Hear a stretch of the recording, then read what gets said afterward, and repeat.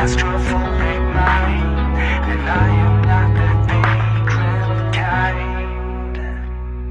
Baby, I just wanna take you home. You lose the grip and make it on your own. Lady, you got a claustrophobic mind, and I am not that vagrant kind. Not that vagrant kind. Yeah.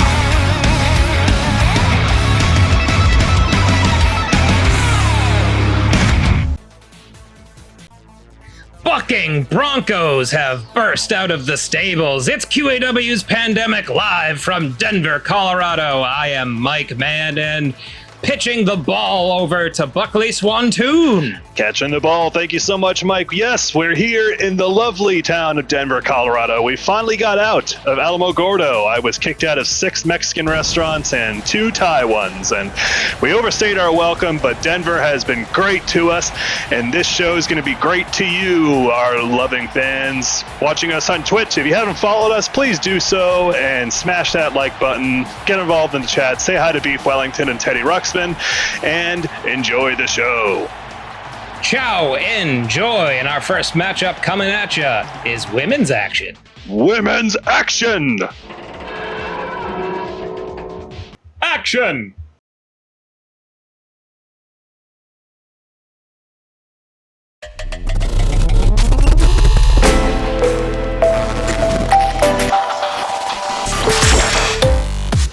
Hello from the Generation Compound, where me and Baby Powers have been continuing to train ever since we really fucked over Sex Trap. Our partnership's stronger than ever, and I'm pretty sure we're ready to take on the best of the best in the tag team biz. Bitches brew. We pass it over to you, Lauren. Tag in, tell me what you think. Oh, that really hurt. Why would you do that? Oh, wait, the tag match. Get ready to feel some pain, deal your pain. Oh. Cheeky little tag. You're almost hitting like a big girl now. Listen, you can't just roll in from the Generation Compound and think that you can step to Bitches Brew, the best of the best. It don't work like that, loves. Didn't your mums ever teach you to use your heads? Oh, that really hurt. Why would you do that? Oh, wait, the tag match. Sometimes Baby Powers just wants to be a baby. But this lady with a weird voice is making me fight. And fight I will.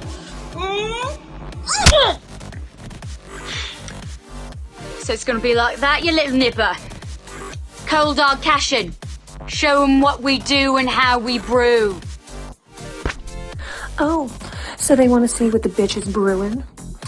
Is that little baby even old enough to handle it? I don't like children. That was vicious. That really hurt. Why would you do that? No. Can't believe you made my baby cry.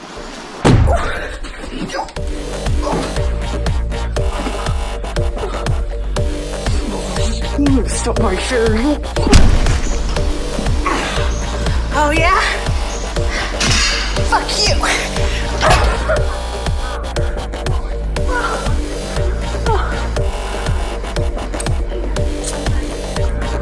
Nobody makes me bleed my own blood. You take it, Delia. Night-night. Son of a bitch.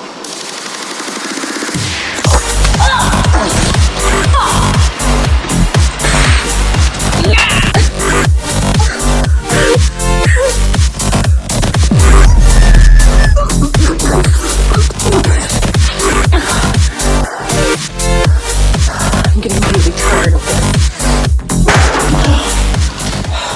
I don't think so. Nobody hits me with a chair. You know what? Let's Let's just finish this in the ring, shall we, ladies?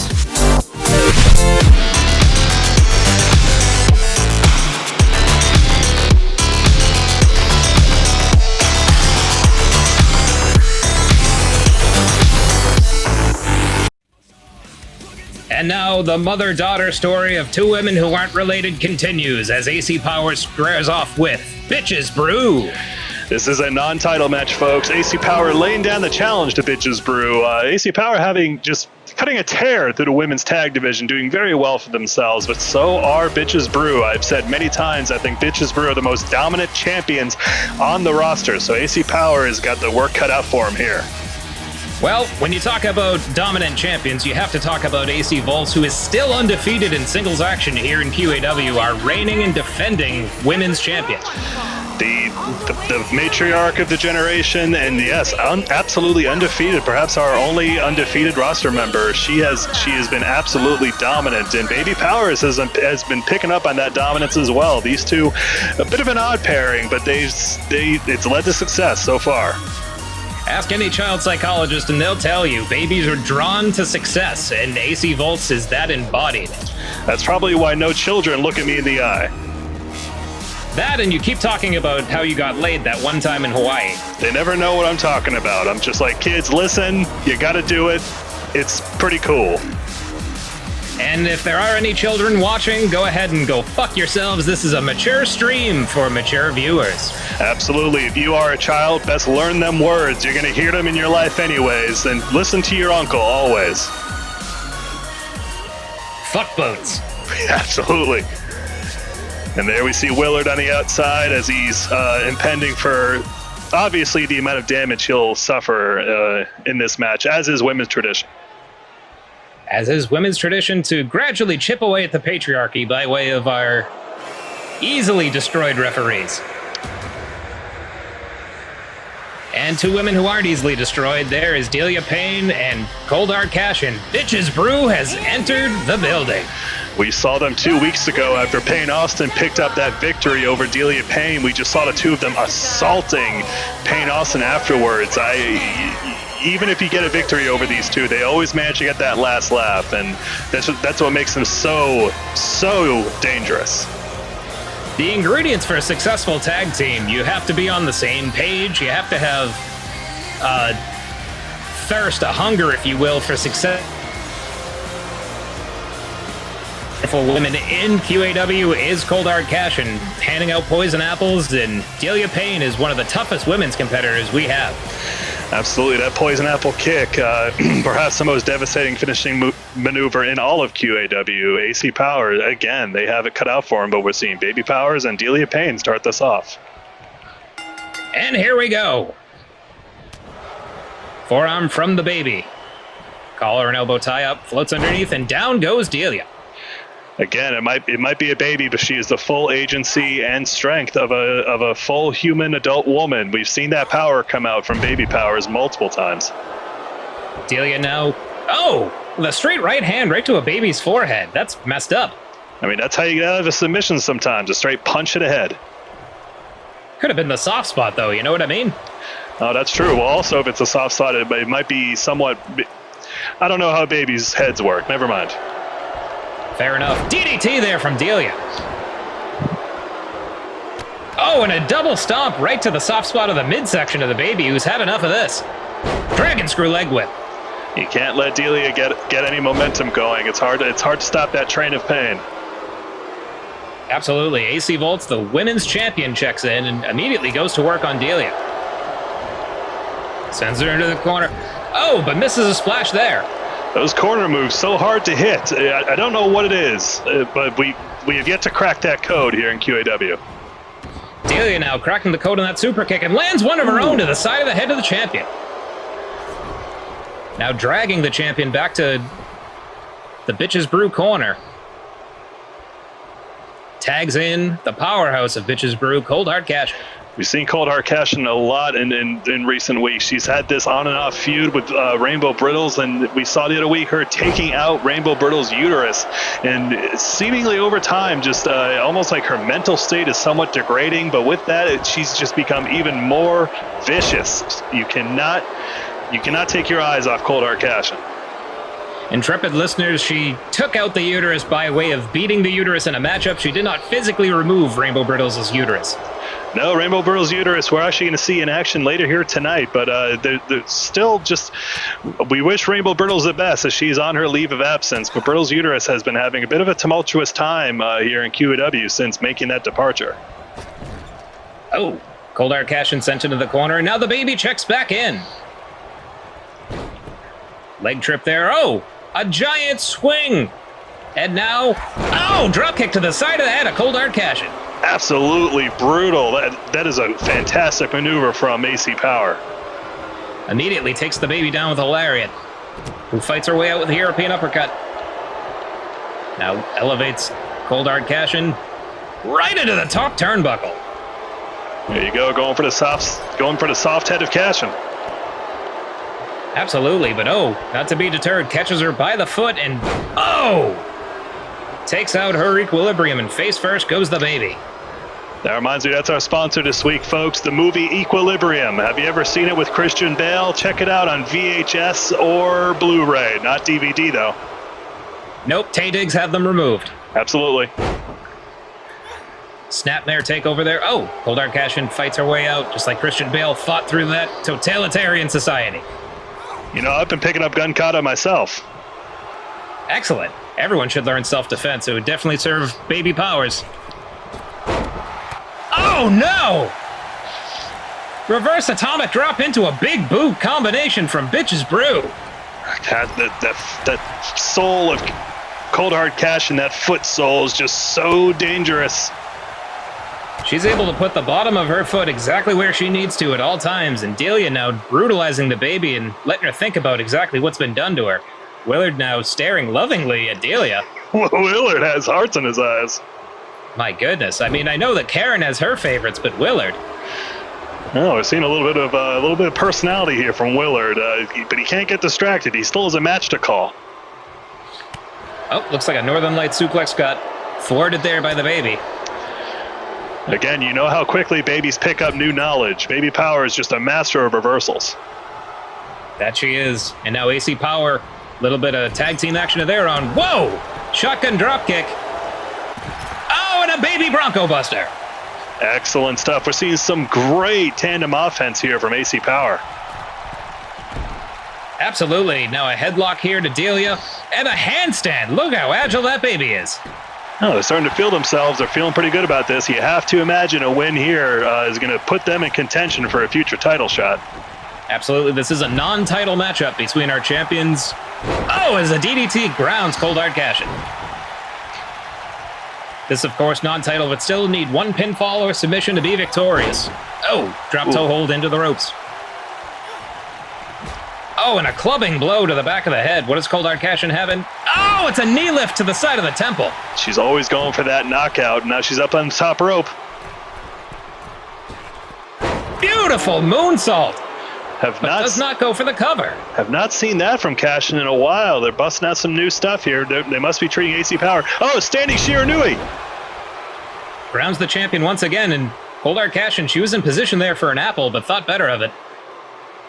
Well, she's still wants to wear down the champion a little more. Yeah, cranking that neck. I think she wants that single knockout. Limbering up that shoulder. What does she have in store here? Oh! Nope. Kick to the flat of the forehead there by the champion. That delay cost her. He who hesitates is lost forever, and that's certainly true with women. I remember that from the Bible. It's true. Letter to Corinthians. It's me, Mike Mann. Now, hung up in the trio, whoa. AC Volts being positioned here by Cold Hard Cashin, you don't think. Oh, you know what? That's why she's not. That's why she wasn't going for the poison apple. She's got something more dangerous in mind. She puts a hex on herself and coast to coast right to the face of AC Volts. Oh my God, that might have just cleaned her clock right there. My goodness! If the champion's still conscious, cover. 1, 2, no, 2.5. Even with Delia running interference there and taking out Baby Power, AC Volt's our women's champions. Oh, an impressive way to get up there, but she is still in this. That's why she's the champ, folks. Front handspring into a Pele kick. More innovation we're seeing from the champion. Sends into the ropes. And grounds cold hard cash-in. She is the heart of a champion, folks. That is why she is undefeated in QAW. Something about going coast to coast has just unlocked some kind of rage in her, but cold hard cash-in looking to stunt that. Certainly is. Delia Payne now checks in as AC Volt's desperate to get that tag and gets it. Here comes the baby. Willer was in the way, almost like he was trying to help Delia, but yes, no, Delia's stopping that. Immediately stymies that rally. Takes her down. Oh, and goes to work on the limber joints of that child. Slash co-ed. Now the baby fights her off. Spinning forearm. Okay, this is some good stuff we're seeing, but no, just toss it to the ground. Fool Delia once, shame on you. Fool her twice, you can't get fooled again. Also from the Bible, you're all about the quotes of the Lord tonight, Mike. Tap the tone once for bitches brew. Tap it twice and you can't go into heaven. Tap it 3 times for some beef stew. Cover. 1, 2, 3. Hey, Mikey, he likes it. Bitches brew. Force feed some beef stew to the baby, and they're victorious. Women's tag champs not suffering a victory here tonight, and they're doling out the first ever loss to AC Volts. That's the first time we've seen her in any form of match here taking a loss. The champion tasting the bitter taste of defeat for the very first time in a QAW ring, courtesy of the women's tag team champions. Well, again, folks, bitches brew. They absolutely the most dangerous tandem I can think of here in QAW, and just the most dominant champions. And I mean, who can possibly come to challenge them next? The women's tag division is aflush with new talent, and they're all hungry for opportunities, and they're going to have to try and take it from this devious duo. There they are, folks. They're victorious here tonight, and they are welcoming all challengers. And speaking of challenges, up next, don't go anywhere. We have our very own substitute in residence, Education, taking on the Gourmet. Coming up right after this. Serve it up pandemic style.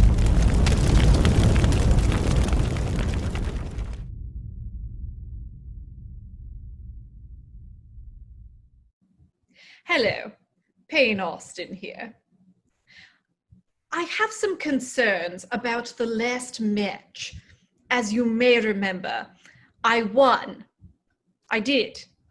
I won, fair and square, and yet, after the match, Delia seems to think that it is fair game to come after me with her partner from Bitches Brew. No comment. Well, if I cannot win fair and square on my own and not suffer 2-on-1, it's only fair that I bring a partner of my own. So I've picked someone who I think will be the perfect partner to bring down Bitches Brew. I'm back, bitches. That's right. It's Sex Trap. And Payne Austin. And together, we are teaming up to bring you down. So get ready, because we're about to get hot. Well, warm. Hot. All right. We're going to have to work on this. All right. Maybe we can learn from each other. Training montage. Have a play about the choke. I was at a loss for words first time that we spoke. You're looking for a girl that'll treat you right. You're looking for in the daytime with the light. You might be the type if I play my cards right. I'll find out by the end of the night. You expect me to just let you hit it, but will you still respect me if you get it? All I can do is try, give me one chance. What's the problem? I don't see the ring on your hand. I'll be the first to admit I'm curious about you. You seem so innocent. You wanna get in my world, get lost in it. Boy, I'm tired of running, let's walk for a minute. Promiscuous girl, whatever you are, I'm all alone, and it's you that I want. Promiscuous boy, you're all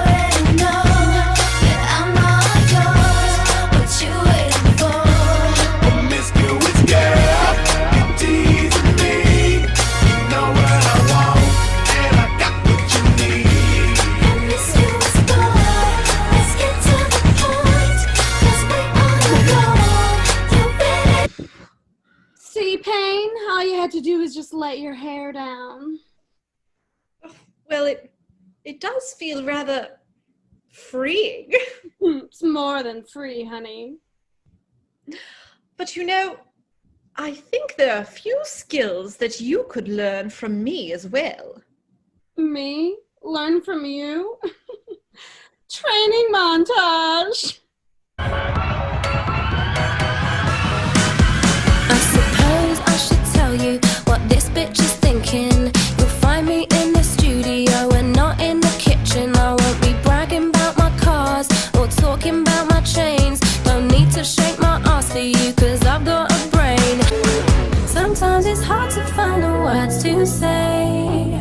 I'll go ahead and say them anyway. Forget your balls and grow a pair of tits. I love reading. It's hard out here for a bitch. It's hard for a bitch. See? Now we're a real team. Mm-hmm. We can be prude And popping out. Get ready, bitches, bro. because we're coming for you. And we're coming so hard. That's enough. We're gonna come so hard for you, bitches, bro. Too much. It's too much. Just read the book. Most hard. Read the book. Please read the book. Girls, we run this mother. Yeah. Girls, we run this mother.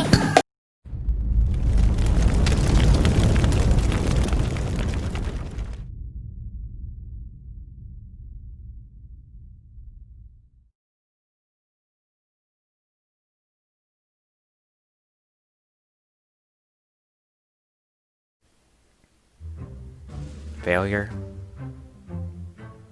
defeat. These are things I'm not used to. I've been substitute teacher of the year for as long as I can remember. Last time I failed this badly was, well, on a nice autumn day in 1995. I went to have a meal alone to celebrate a successful day of teaching, just as a reward. Had a nice simple turkey dinner, and then thought to myself, maybe I'll have dessert. The cake I ordered was the driest cake I've ever had. So much so that it caused me to die.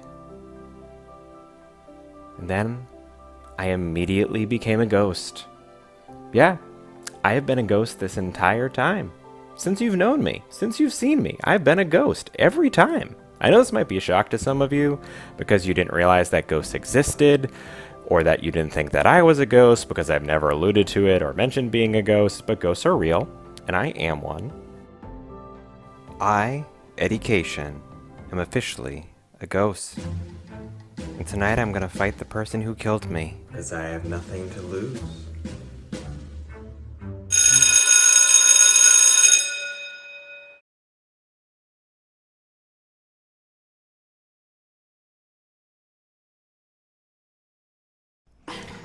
Nice to meet you, Mr. Education. I accept your invitation to dinner. In fact, some might even say that this was all part of my plan.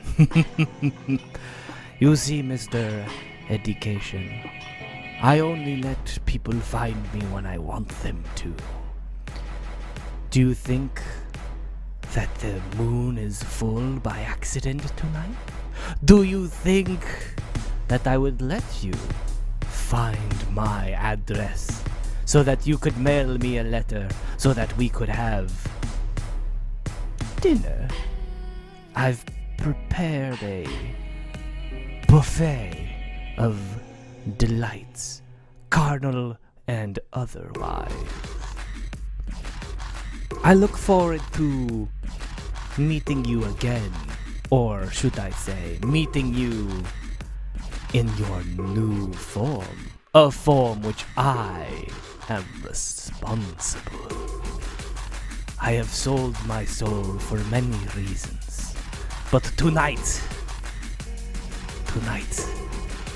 my machinations that have laid undetected for years will be served on a silver platter.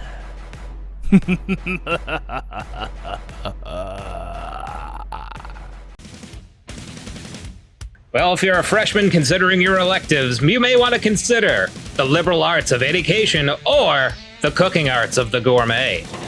Both masters of their craft. Education coming in with a strong victory in his debut about a month ago, but he's had a bit of a rough go of it since, taking, well, the victim of the clown's first victory, and he's been struggling to find his footing ever since. And we haven't seen the gourmet for a bit, but he's absolutely just not an easy opponent. The gourmet, a powerhouse in his own right. You have to hope that Education's been doing some studying. Education definitely does his homework, looking just the friendliest of all of the competitors here in QAW. He has a certain je ne sais quoi, as the French say. He certainly does. Look at him pinching those cheeks and just a friendly wave to the audience. Who doesn't love Education, honestly? It's hard to hate a substitute teacher. They tend to show videos. They're a little bit more lax with the rules than the teacher you're used to seeing every day. I know, right? You know, I always stuck up for the substitute. Other people wanted to get pranks. Oh, and actually, you know what we see right there? That's that tattoo that Education had to get after losing his Zeo, literally having the periodic table, even with the background, just tattooed right in his calf there. My goodness. What? You gotta respect him filling out the background as well. It really makes those symbols easier to see. Certainly does. I wonder what the atomic weight of victory is. I'm going to say it's over 9,000 pounds. Whoa, and there we go. The heat's turning up. Well, clocking in at 9,000 calories, it's Rob, the gourmet. Speaking of heat turning up, we just saw after that AC Power Bitches Brew match, we saw that promo debuting next week is going to be the new team of Payne Austin and Sex Trap. Folks, that's right. They're teaming up, Prude and Poppin' Out. They've issued a challenge to our women's tag champs, Bitches Brew, and we're going to see that tandem debut next week on August 13th. Payne and Poppin' Out. Don't call them Sex Pain. They are debuting next week. Absolutely. And debuting again after a bit of a hiatus is the gourmet. And again, just look at that. Just a master of heat, a master of the cooking arts, and just, oh man, you do not want to cross this guy. Salt, acid, heat. He's looking to heat things up there for Education. Yes. Did you say salt acid? Salt, acid, fat, heat. It's the name of a best-selling cookbook. It sure is. Look it up on QAW merch and QAW book sale. Yep, QAWmerch.com/live, laugh, love. Belly to belly suplex from the gourmet. Well, you hope that the gourmet is looking to eat, pray, win here tonight. Certainly is. We last saw him in one-on-one action, unsuccessfully challenging our resident superhero, AJ Steele. And he's had a little bit of a rough go of it, but so is Education. That just means both of these competitors are hungry for a victory here tonight. They gotta chalk it up, and a lion salt there from Education. Springboard moonsault, 1. And a kick out at 1, as is QAW tradition. Eddie's he's busting out the gate here. It's like the Kentucky Derby up in here. That's what happens when you have a substitute teacher step into the ring. He's a jack of all trades, you know? Fireman scary. He certainly is. Eddie, a strong man in his own right, but just very accustomed to those high-flying moves, bouncing off the ropes, the turnbuckle, all over the place. And so you know the gourmet is going to just try and ground him. Oh, and the gourmet's legs swept out from under him and a kick right to the chest. Leg drop followed up by Eddie, who's pouring it on. Oh, he's feeling himself. Powered by the science on his calf, he takes to the top rope. And misses. Okay. And again. And I think he needs to calm down a little bit. He needs some focus and trying to... Oh! But he's back up. He's a house of fire. He really is. He wants this win so bad. Well, the gourmet wants it too as he grounds with a straight right hand. 1. Kick out at 1. Jeez. I mean, Eddie's aim just completely off there. I don't know. He might be a bit disoriented. He might be. The gourmet so far has been very, very much methodical compared to Education's manic approach. Sends him over the top rope. What does he have in store here? Second rope, dangling neck breaker. Down goes the gourmet. Cover here from the substitute. 1. Kick out at 1, still not enough. Well, Gourmet's still in this. Gourmet certainly looking not to get kept after school. Looking to rally here. Kick to the forehead of the Gourmet.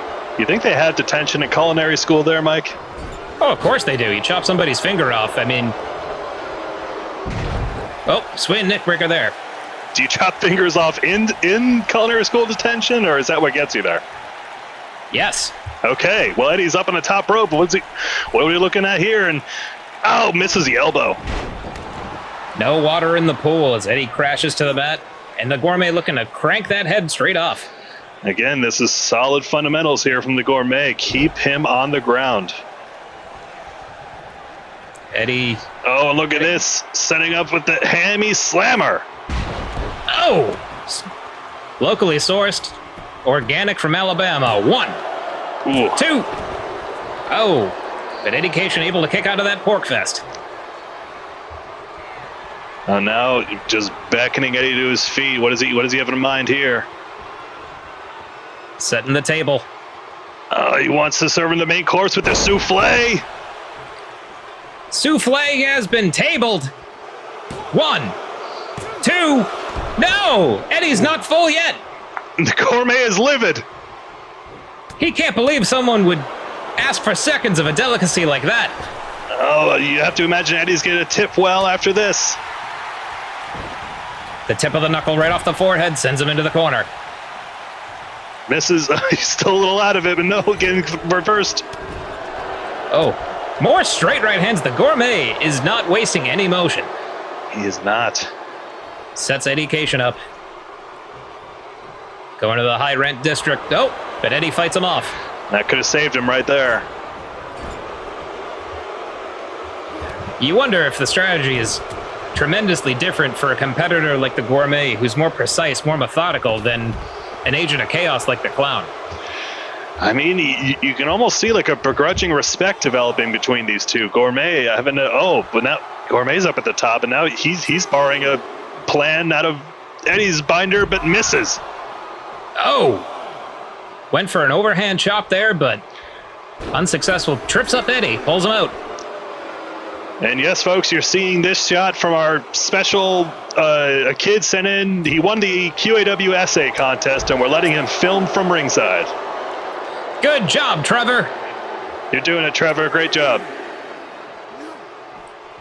If anyone wants to ask about nepotism, it's just a coincidence that he's Brett's son.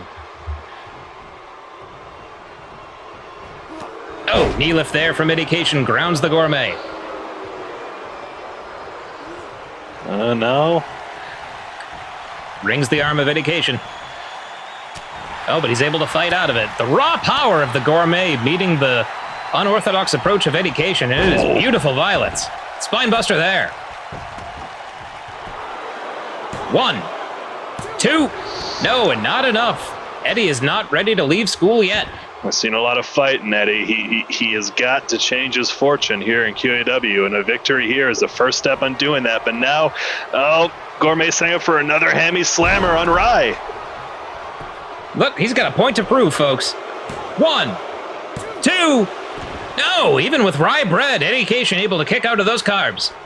The Gourmet just still shocked. How is Eddie doing this?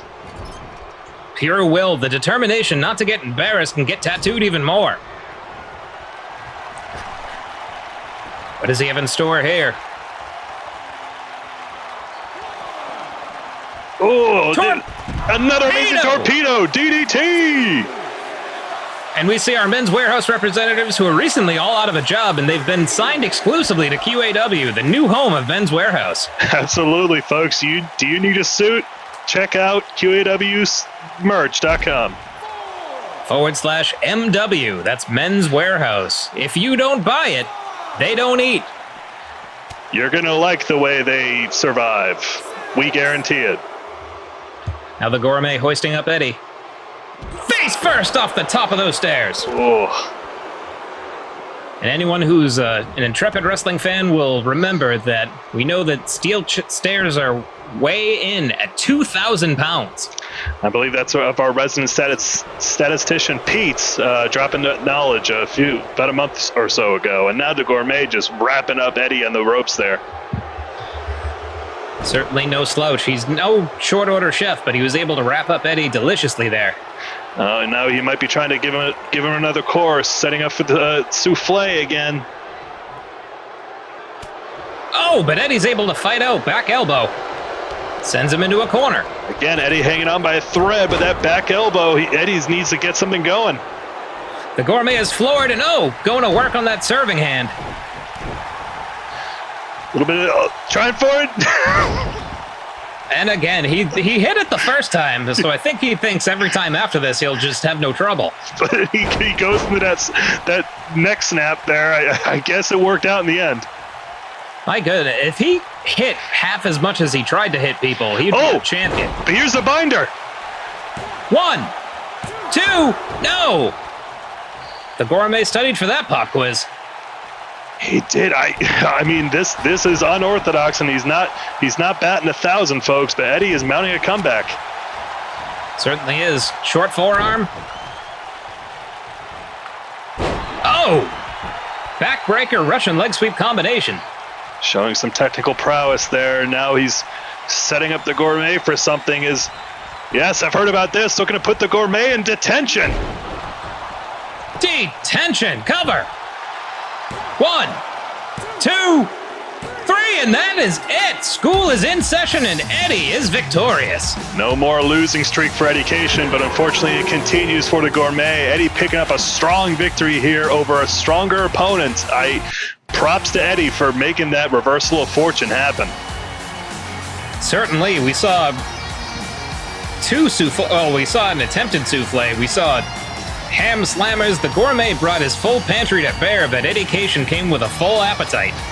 He absolutely did. He ate all that, and he still wants more, folks. Eddie is a fan favorite and a growing, budding hero story here in QAW. Is he a ghost? These are questions we should ask of all of our competitors before we sign them. Absolutely. Diamond David known to just sign pretty much anybody, even his greatest enemy in Juicebox. And we're going to see that 3v3 Elimination Tag Match occur in our main event tonight, folks. Stick around, don't go anywhere. We see Eddie celebrating his victory, but the Gourmet's not done either. And there we go. You love to see it, folks. A show of good sportsmanship here in QAW. They're friends! Heart wipe.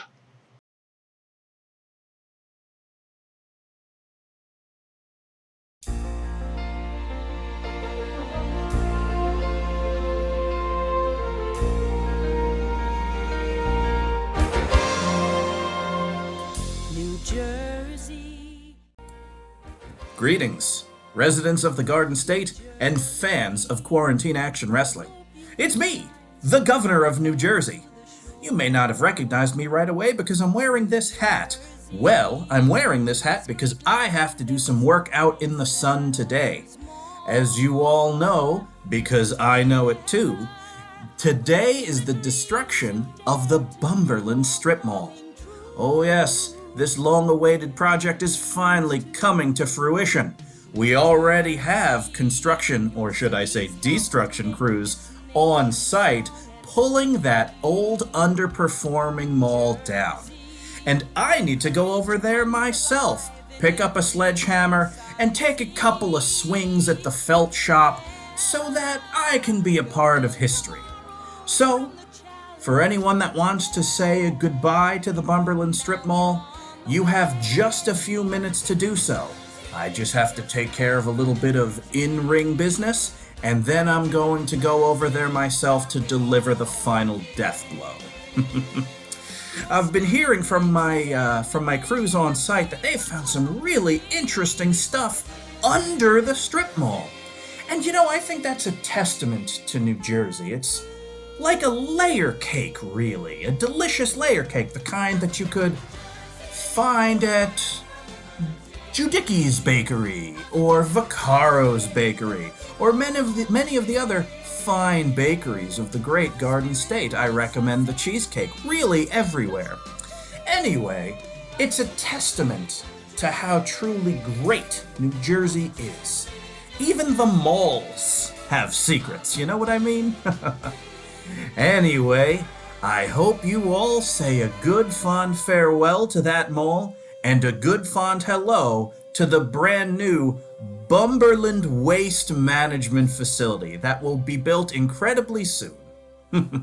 You're welcome in advance, and thank you for your vote.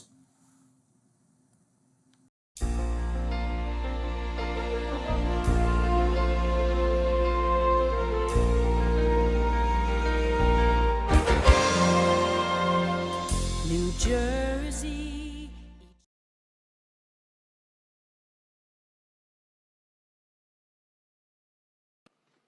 Governor of New Jersey. It's me, Felty.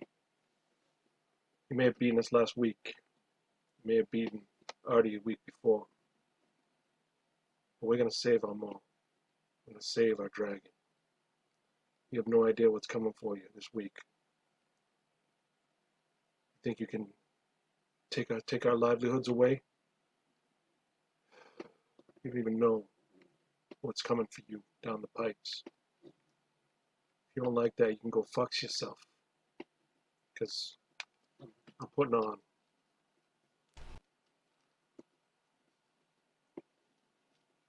the gear. We're strapping it on. I'm saving this mall, whether you like it or not.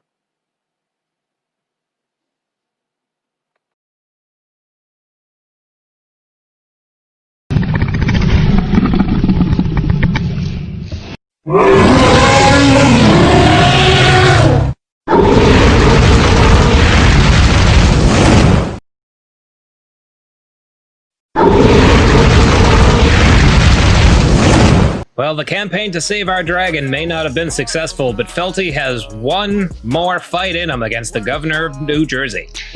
This seems to be one, a last-ditch effort to perhaps maybe to revitalize the hashtag Save Our Dragon movement. But the governor has been, Mr. Money in the Bank, as he calls himself, has been absolutely ruthless as he just insists on demolishing the home of Artie's Dippin' Dots, Felty's Felt Shop, Penguine's Strip Club, and any other number of businesses making up the dinghole town of Bumberland, New Jersey.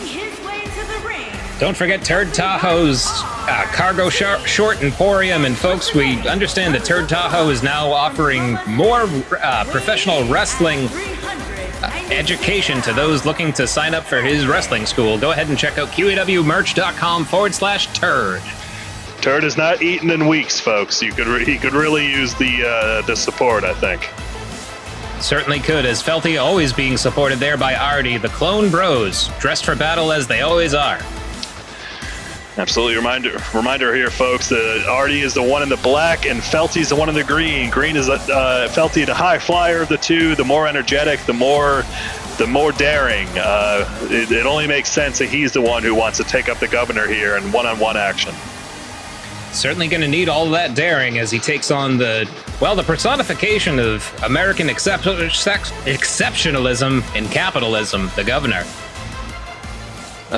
Underneath that cheery facade, the governor just he has that agenda of just pure cruelty, and as we see now, it just that claim of just you have no chance echoing through the arena. It's the governor of Jersey, folks. The wheel of progress, it stops for no one, and the only three things in life that may be certain are death, taxes, and bureaucracy. He brings in that briefcase. He's always got work with him because his life is work, as he claims to serve the best interests of every single resident of New Jersey. And so he claims, and we do remind our viewers that Don't Touch Our Nuts, still the holder of the briefcase to challenge for championship at any time of his choosing. As here we go. Oh, back heel kick stifled immediately. The governor, the forearm shiver and overhead chop. And we've seen Don't Touch Our Nuts embroiled in some beef with Kevin the Punisher Paquette over the past few weeks, and you have to wonder how that's going to settle out. But yeah, he could still cash in that briefcase for any title that he wants, although perhaps not for the QAW Men's Championship, as Wellington Arms is only temporarily suspending his in-ring action ban for tonight's main event. Good to know. Don't go anywhere, folks, for that 6-man elimination match that'll be headlining tonight's Pandemic as the governor continues going to work on Felty. God, he's... Open hand slap. Oh, no. We saw him do this before. You don't think. Felty is twice his size. Oh, my God. Superplex to the outside. Trevor, cover your eyes. He is just absolutely dismantling Felty here. This is hard to watch. The fans thinking this is awesome. My God, they must not like Felt. A lot of people come to Denver. Oh, no, but now he's locked Felty in politics. Oh, and Felty's small business is no match for the crushing wheel of progress. The governor's successful. Oh, my God. Just the governor completely destroying Felty there. And what a way to go out, folks. It seems like this truly is the final nail in the coffin for Save Our Dragon. Condolences to Bumberland.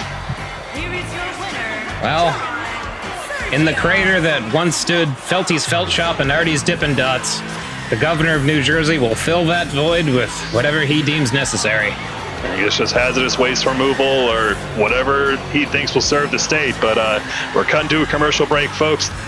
Do not go anywhere and stick around for more action.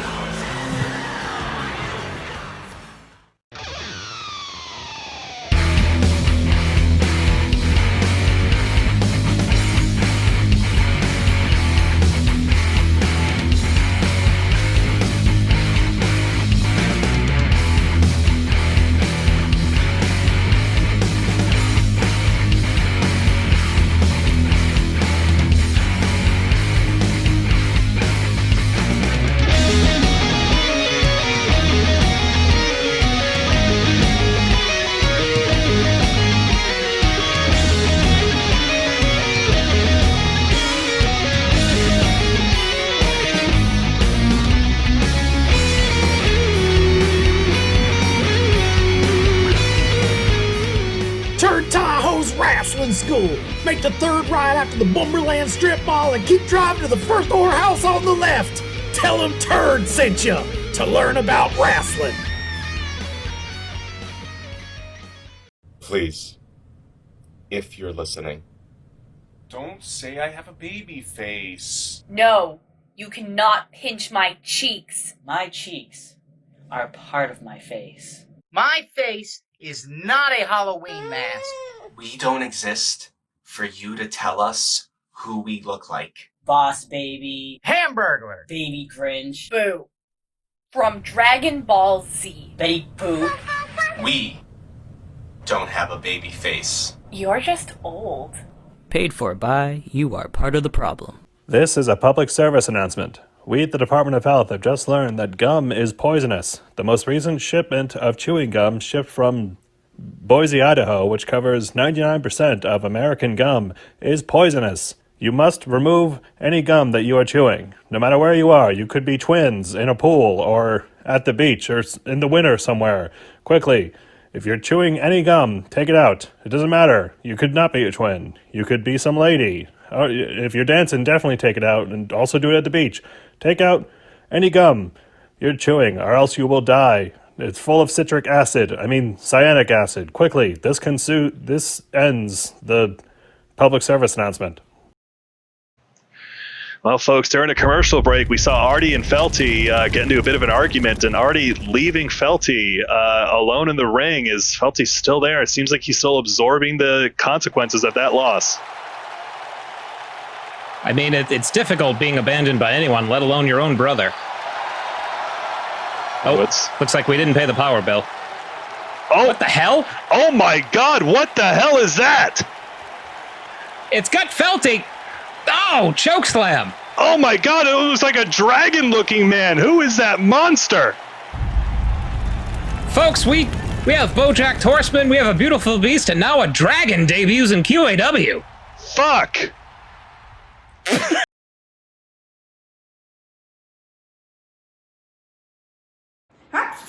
Anyway, it's my move. I'm about to take the cake. Those fools want me to fight again? The nerve of some people, am I right?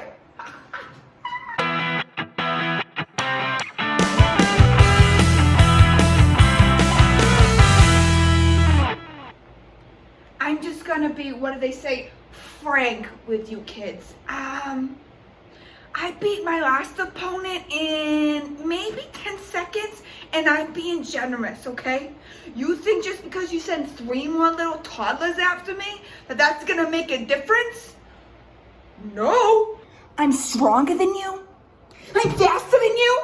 And to top it all off, I'm just smarter than you. To show you how worried I actually am, I'm gonna show you my training regimen for this match.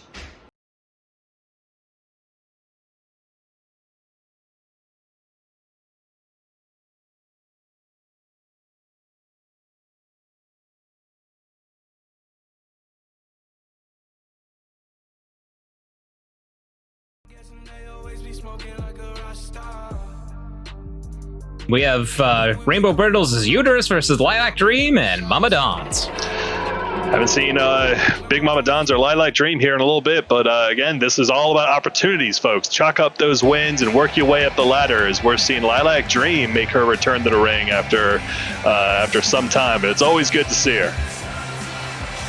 Lilac Dream not being accompanied to the ring by Keaton the Kitten Man. Keaton felt like she needed to prove something on her own tonight.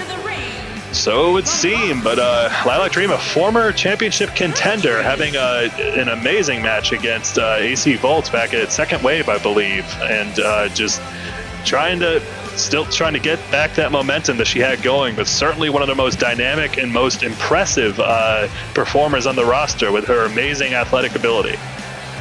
She's had some of the most breathtaking moves in QAW's women's division history, and as you said, a former #1 contender to the women's title, the closest so far in unseating AC Volts.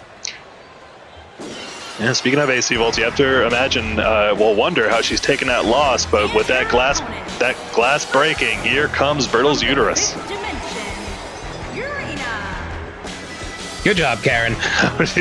I guess she calls a woman's body the 5th dimension, but we love you, Karen.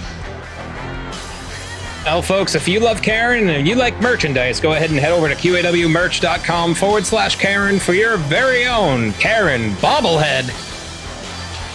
If you press down on the head, she'll mispronounce your name. Every purchase of a Lloyd Legacy Sharp bobblehead, as marketed and produced by All Access, comes with a free commemorative Karen bobblehead.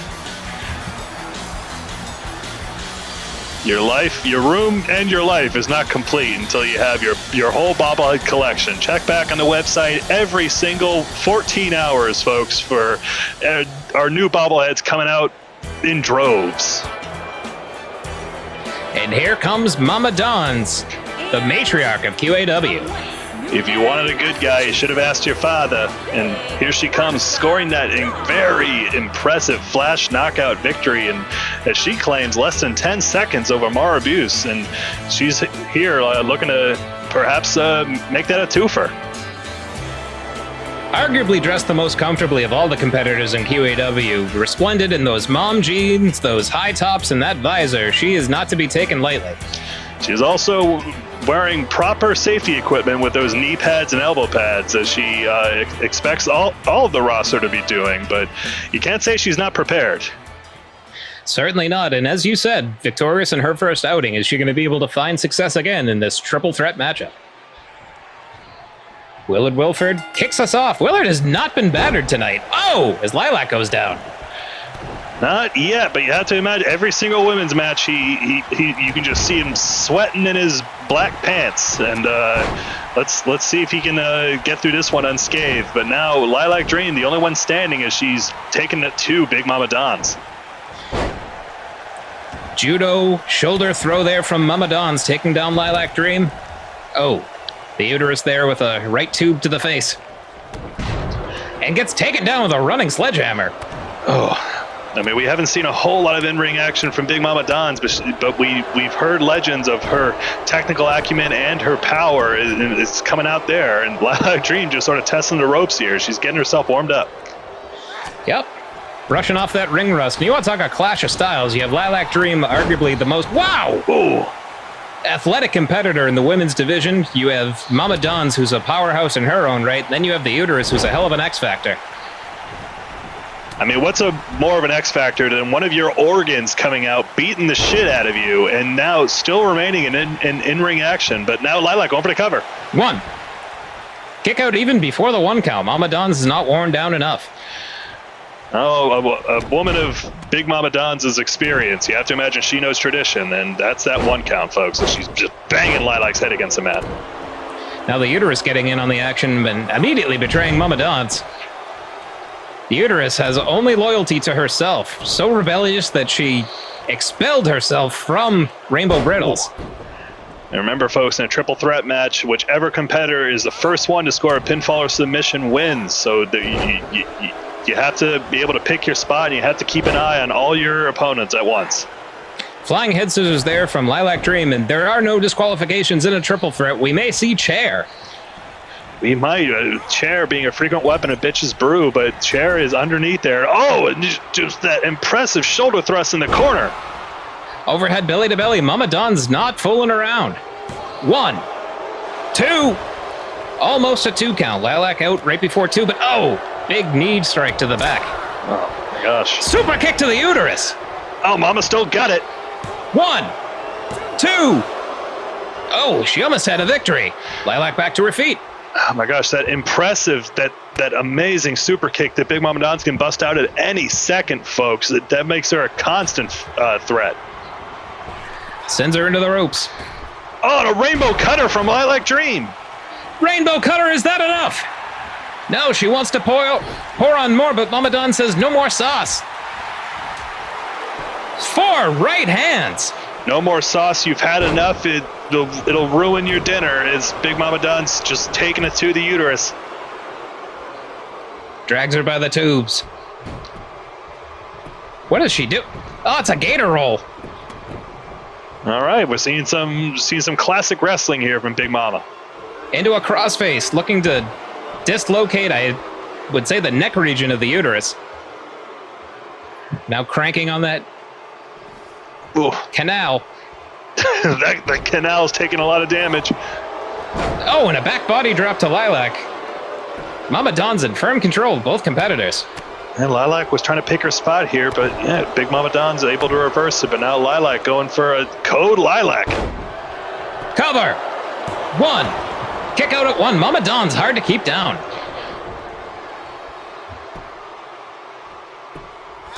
The Uterus just disoriented, crawling around. Now just inviting a punch from Big Mama Don's. The ego on that Uterus. It's definitely one cocky Uterus. Tube to the face. Oh, and down goes Willard. There you go, folks. If you had this time in the pool, take a shot. For anybody betting over at QAWbets.com, it only took 5 matches before our referee got brutalized tonight. He really took a hard one there. He's still down. But now Lilac up to the top. Could it be? Yes, the 630 senton. Cannonballing right into the pool of the abdomen of Mama Don's, but Willard's still down. You can't go for the pin with Willard down. That could have cost her the match right there. The Uterus sauntering back in. And now, well, the Uterus almost got caught in that spear. Almost, you might try to interrupt this here, but no. Just standing in the... No, all right. The Uterus may not understand how matches work. What the hell? Cover. 1. Kick out at 1. I don't know what it is. I mean, after Uterus taking that hard loss to Cold Hard Cash in the other week, there might be some kind of... The longer the Uterus is out of the body, it might just start... Oh my God, but bedtime at 8! Big Mama Don just hit the Uterus with bedtime. 1, 2... No! This uterus doesn't have a curfew, folks. Big Mama Don's just spinning around, but as I was saying, we might be seeing the power of the uterus eroding the longer that it's out of the body. Who knows? You hate to see a uterus erode. You certainly do. Uterode. Oh! Spear misses there from Mama Don's. Almost tried to make Lilac go to her room. Shakes off a running Insagiri, but grabs Lilac by the scruff of the neck and sends her out. That's smart stuff. Throw her out there now. Now you can focus on Uterus as she goes to that cover. 1. Kick out at 1. As you said, took one variable out of the equation, and is Mama Don's going to be able to solve this uterus? Sends her into the corner. Many have tried, and now putting the uterus up on the top. What is she? Oh, the uterus is now hung in the tree of woe. Oh. And just sticking her foot right in the top. That's how you do it. And now just banging that canal against the mat, just trying to sort this out. Oh! Mama Don's looking to forward the face of Lilac Dream. Oh my god, the camera cut out there, but I think she just hit her with that super kick. 1, 2, 3, and that's it. The super kick connects, and Mama Don's is your winner. Oh my god, that wasn't a flash knockout so much as a static knockout. Just fucking up our cameras like that. Sorry for the language, but just, wow. You never know when she's going to bust out that super kick and score the knockout. Good for Big Mama Don's. Earmuffs, Trevor, as we see a rainbow cutter connecting there from Lilac. Mama Don's was dominant all throughout this matchup. Certainly no surprise that she was able to keep down the dream. Just taking it to them with that experience, and as you said, taking variables out of the equation, she was managing to focus on her opponents one at a time, and then, I mean, that's how you do it, folks. Textbook, as Eddie might say, textbook triple threat strategy. Well, folks, if you're enjoying the action, stick around. Don't go anywhere, as we're going to see some technical excellence coming up next as Jacques the Lock LaRue takes on the greatest wrestler. Oh, yeah.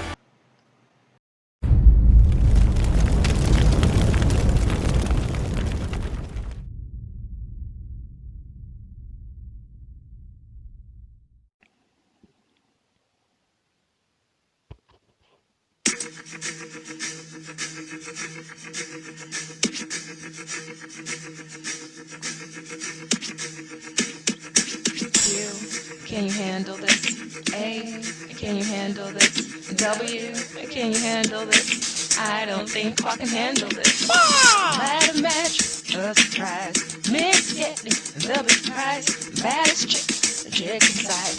Tell me when the fight spotted me. A tender thing, ooh, that felt. Come on, baby, don't you wanna just see me? Women's champ. Handle me, you gotta just imagine Scobie as a woman's champ tonight. Work your fermentation and get your queen her crown alright. Read my lips carefully if you like what you see. Move, groove, proof, you can hang with me. By the looks I got you shook up and scared of me. I need the belt, please, it's time to go all. I don't think you're ready for this, Scobie. I don't think you're ready for this, Scobie. I don't think you're ready for this. The kombucha's nutritious for you, babe. I don't think you're ready for this, Scobie. I don't think you're ready for this, Scobie. I don't think you're ready for this. The kombucha's too nutritious for you, babe.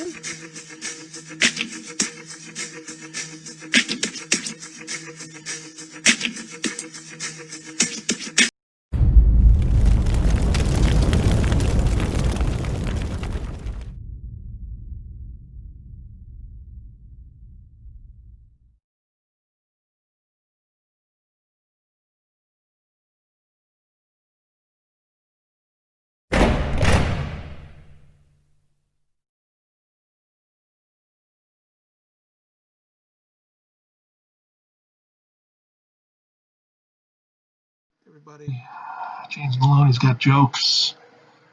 Funny jokes. Boston's smallest bad boy. Fucking joke. I get the strange feeling, though, you think that Jacques LaRue's a joke. I'm not. I'm coming for your title, James Maloney. Some challenge you put up in front of me last week.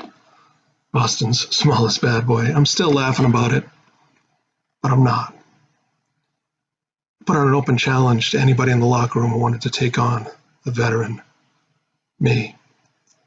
Someone stepped up, someone I have a lot of respect for. The greatest wrestler is competing with me this week in a submission match, pitting his Great Depression against my Jacques Locke. I'm gonna beat him. And I'm coming for you, James Maloney, because I got no respect for you anymore. None at all. What's gonna happen is I'm gonna take out anybody who gets in my way. Still offering an open challenge, win or lose. I'm coming for you. I win, open challenge. Next week, open challenge. The following week, open challenge. The week after that, open challenge until I get to you and get your heritage belt. That belt's gonna sit where it rightfully belongs, on my waist. You got jokes, James Maloney? Read the room. You're done.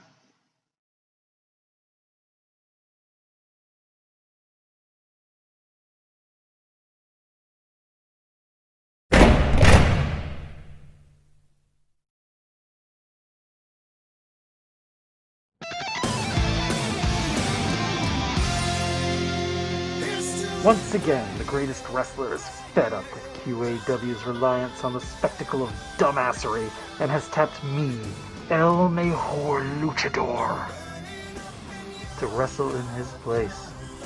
Of course, we both understand that QAW demands gimmickry like wrestling babies or New Jersey governors, so let me introduce you to my newest evolution.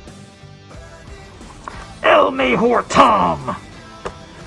See, more space gimmicks. QAW loves a space gimmick, but unlike those other space gimmicks, I am going Actually, my friend, I think I'm gonna take this one. Let me tell you about Jacques. He's been a favorite of mine ever since I was a kid. I remember breaking down his matches with my grandmother. My old buddy El Mejor Luchador was right there with me. He is the reason I wanted to live up to my given name. The greatest guy at wrestling in the history of our great sport. So you can imagine my horror when I saw him become Shakes. Sad, gimmicky Shakes. Who tried to start a war for entertainment alongside a literal clown. But you overcame that alter ego. You overcame the gimmick. And now you stand as a pure wrestler, and for that, you don't need to wrestle El Mejor Luchador using one of those ridiculous stage names or in a silly costume. Jacques, a legend like you deserves to wrestle a legend like me. A submission match. The ultimate test for both of us. I'm sorry if I don't have the words to tell you how you've inspired me. It's just that, thanks to you, Jacques, I'm not great at sentimentality. I'm great at wrestling.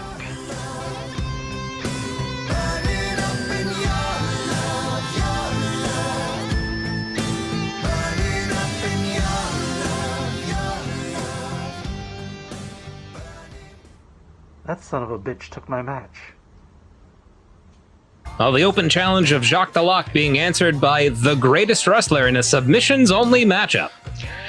We're about to see the Jacques Lock, that full Nelson, versus the greatest wrestler's Great Depression, that LaBelle Lock, and two masters of technical wrestling. And we're getting old school here, folks, as we'll see who has the stronger submission stylings.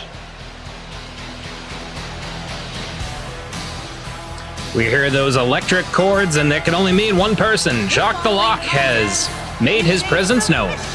Jacques LaRue, quite the journey here in QAW in that debut Royal Rumble to determine the first ever men's champion, being tossed out, well, pretty much jumping over the ropes almost immediately and taking little bit of a crisis from that, and suffering under the power of the Shakes mask, becoming Mr. Shakes for a time, embroiled with creative control and a feud with Diamond David Thomas. But perhaps that loss in Second Wave sort of sets something straight. And now he's his true self, and he's stronger than ever, as he claims. May have shaken him awake, pardon the terminology there, from being Mr. Shakes, as Jacques now looking to prove that he is the superior technician against the greatest wrestler.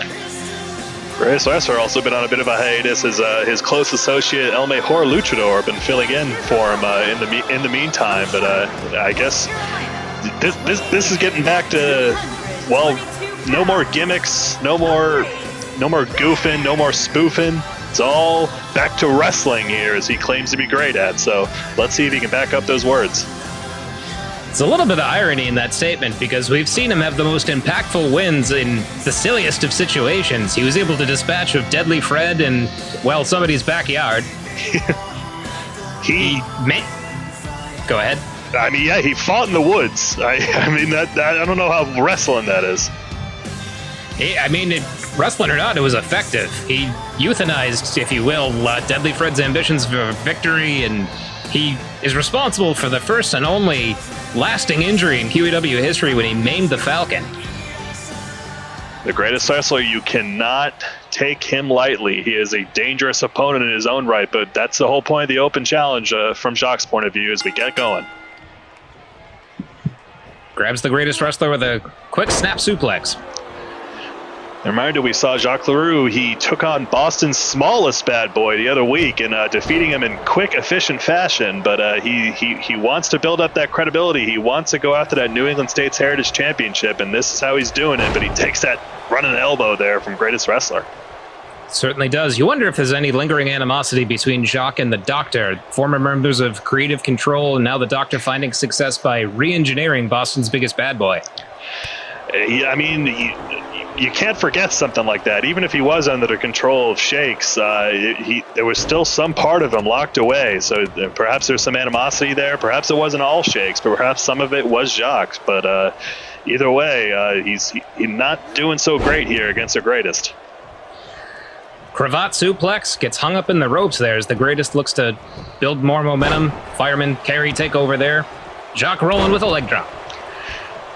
Reminder, folks, coming up here, we're going to see Malpractice. That's the Doctor and Boston's biggest bad boy, James Maloney, take on Jungle Magic, our current QAW men's tag team champions. They're going to be taking them on for those title belts here in just a little bit. Flying forearm grounds Jacques. Now a gator roll similar to what Mama Don's was getting up to in that triple threat action. I mean, that's classic wrestling acumen. Both of those competitors are very experienced, and Greatest Wrestler prides himself on it.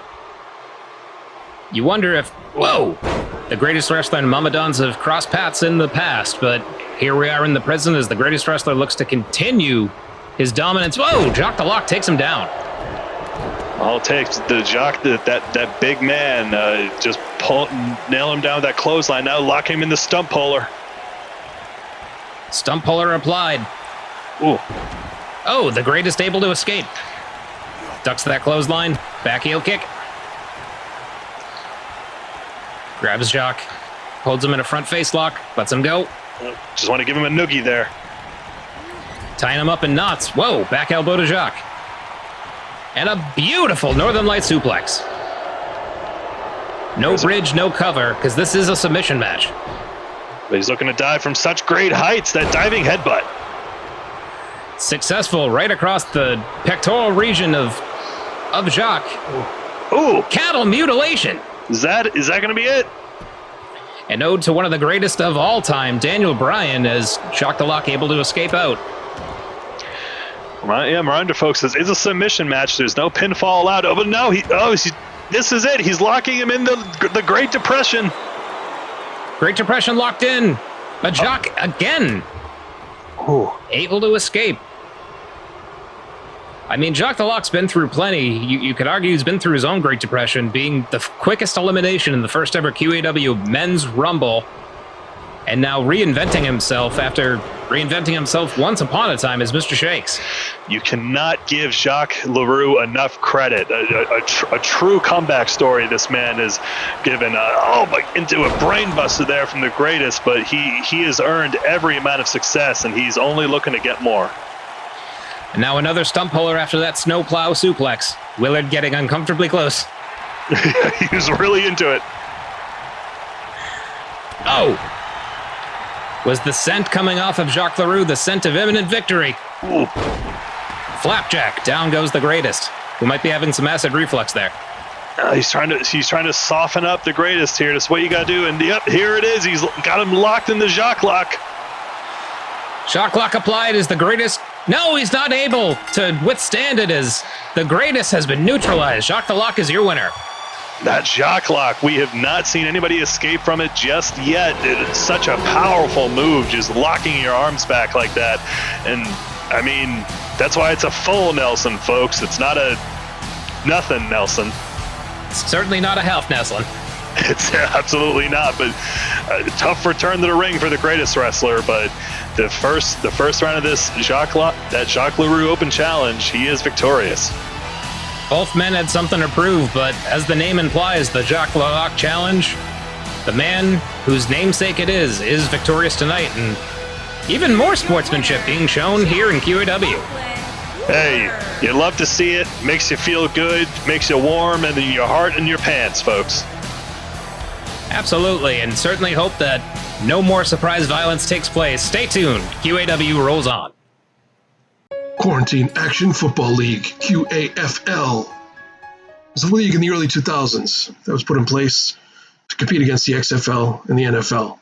Playing the games in the summer, they were well regarded and well lauded as a great, no, what am I saying? They weren't awful. It's awful football, probably the worst that's ever been seen. We did have our share of players like Little Mac here, and we did have others as well, such as Inviso, great wide receiver, that Inviso. Little Mac's brother, Tiny Mac. And of course, the monstrosity. Now, we did have our fair share of injuries in the league, as in QAW, some of them really monstrous and disgusting. But that was not what caused the problem in the QAFL. That's not what caused it at all. It was mismanagement. Money mismanagement, roster mismanagement, uniform mismanagement. So sit back, relax, as you take a look at QAFL, what went wrong.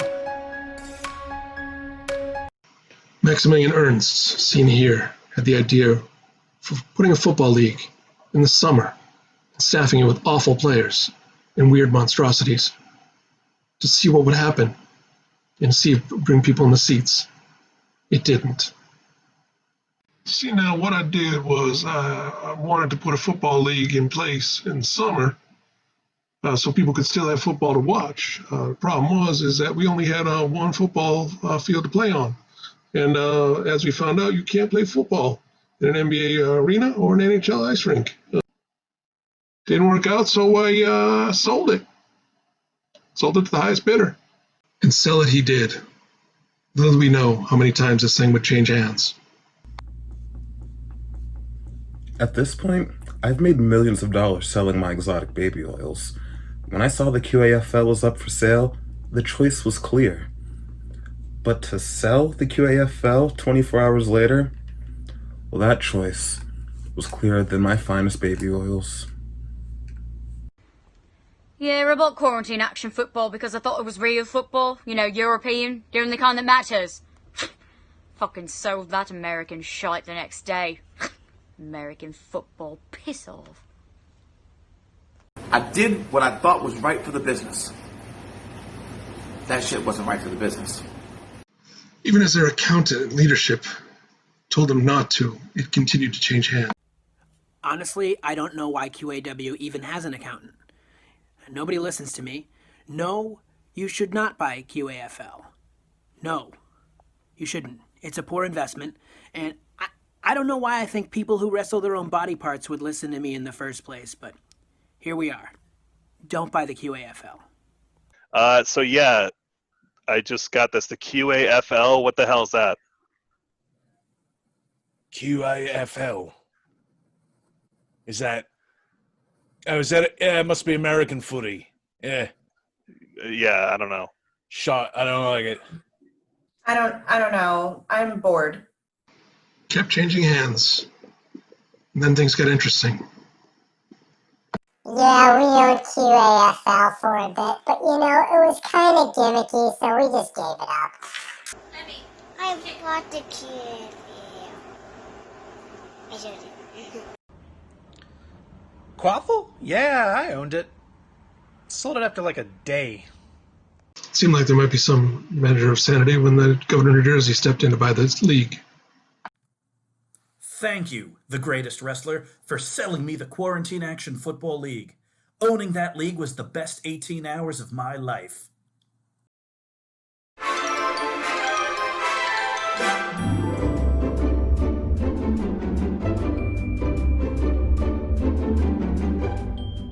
It's me, Crazy Jerry. I've purchased the QFAL and now I own it. I bought it with all the government surplus funds that I stole. Shh, don't tell anybody, but I'm the new owner. Ooh, baby. Ooh, baby, shake it like a Polaroid. All right. Yeah.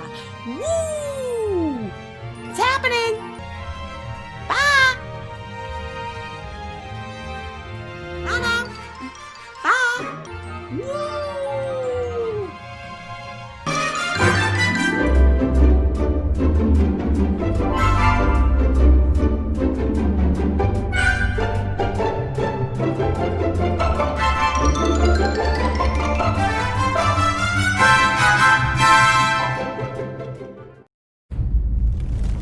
Well, speaking of surprise violence, folks, again, we cannot go a single commercial break without something happening backstage. Right here, you can see Andrew Mayer, the horse, Bojack Horseman, assaulted by a mysterious masked figure.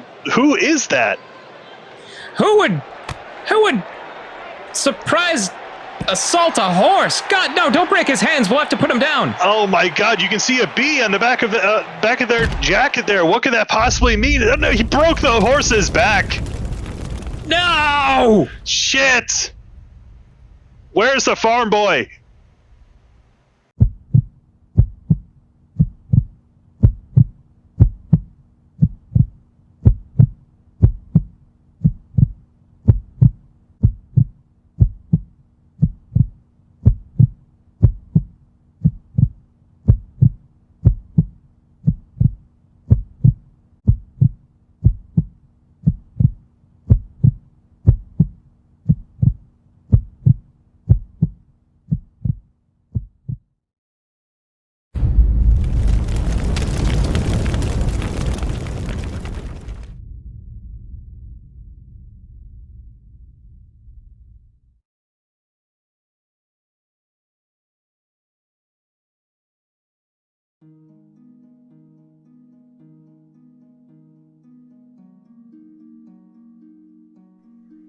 Maxilon! Yes? Malpractice keeps poorly practicing violence on our heads. Oh, no! I wouldn't know anything about how that feels. Not like I got my ass kicked recently. Again. Well, I'm tired of it. I think that we need to fuel up and we need to shop them. We need to bring this fight to the doctor and the boss's biggest bad boy before it's too late. It's been harder to fly, though. I wouldn't know any reason why that might be. I'm a wizard, not a fly doctor. But you know what? Well, I think I might have something that can help you with your problem. oh, So, I know that you want a spell for the beast, right? right. I've been working on it. I've collected some components. Tiny seeds. Ooh. A single leaf Whoa. from the plant of enchantment, the enchant plant. Oh. And this ant. Okay. The implantment, the seed, and the ant. The beautiful beast has a fight he needs to win. Help him, these elements, to create a sin. The beast he must change, the beast he must form, to become a smaller beast throughout this storm. All right. That should help your beast shrink down. But we wanted to make him bigger. Bigger? Yeah. Oh. I thought you wanted smaller. Oh, jeez, Maxulon, you did it again. Whoa. Well, you figured it out.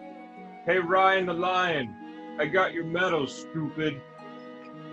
Come get him.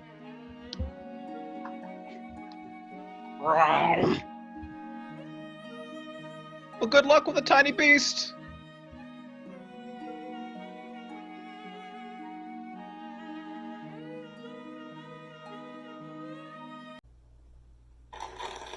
Damn it.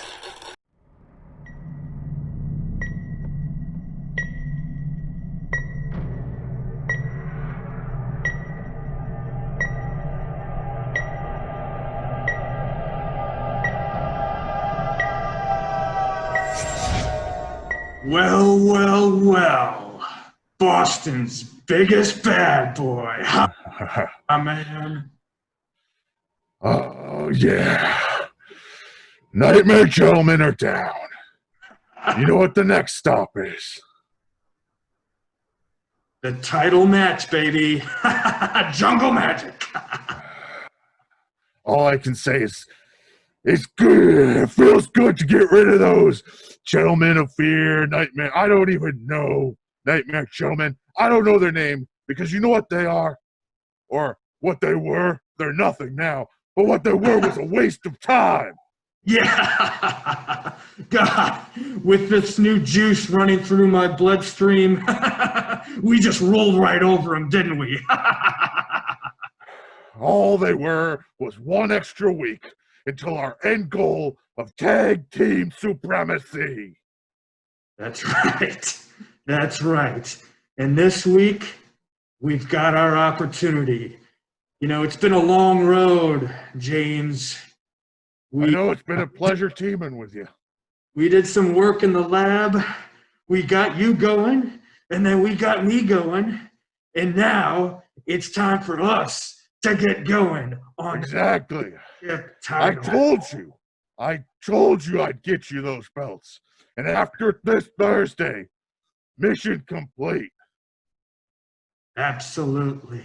And then we're going to go off into the distance with that gold wrapped around our belts. Finally. Gold around our belts and more gold for the generation. And if you don't like it, too bad!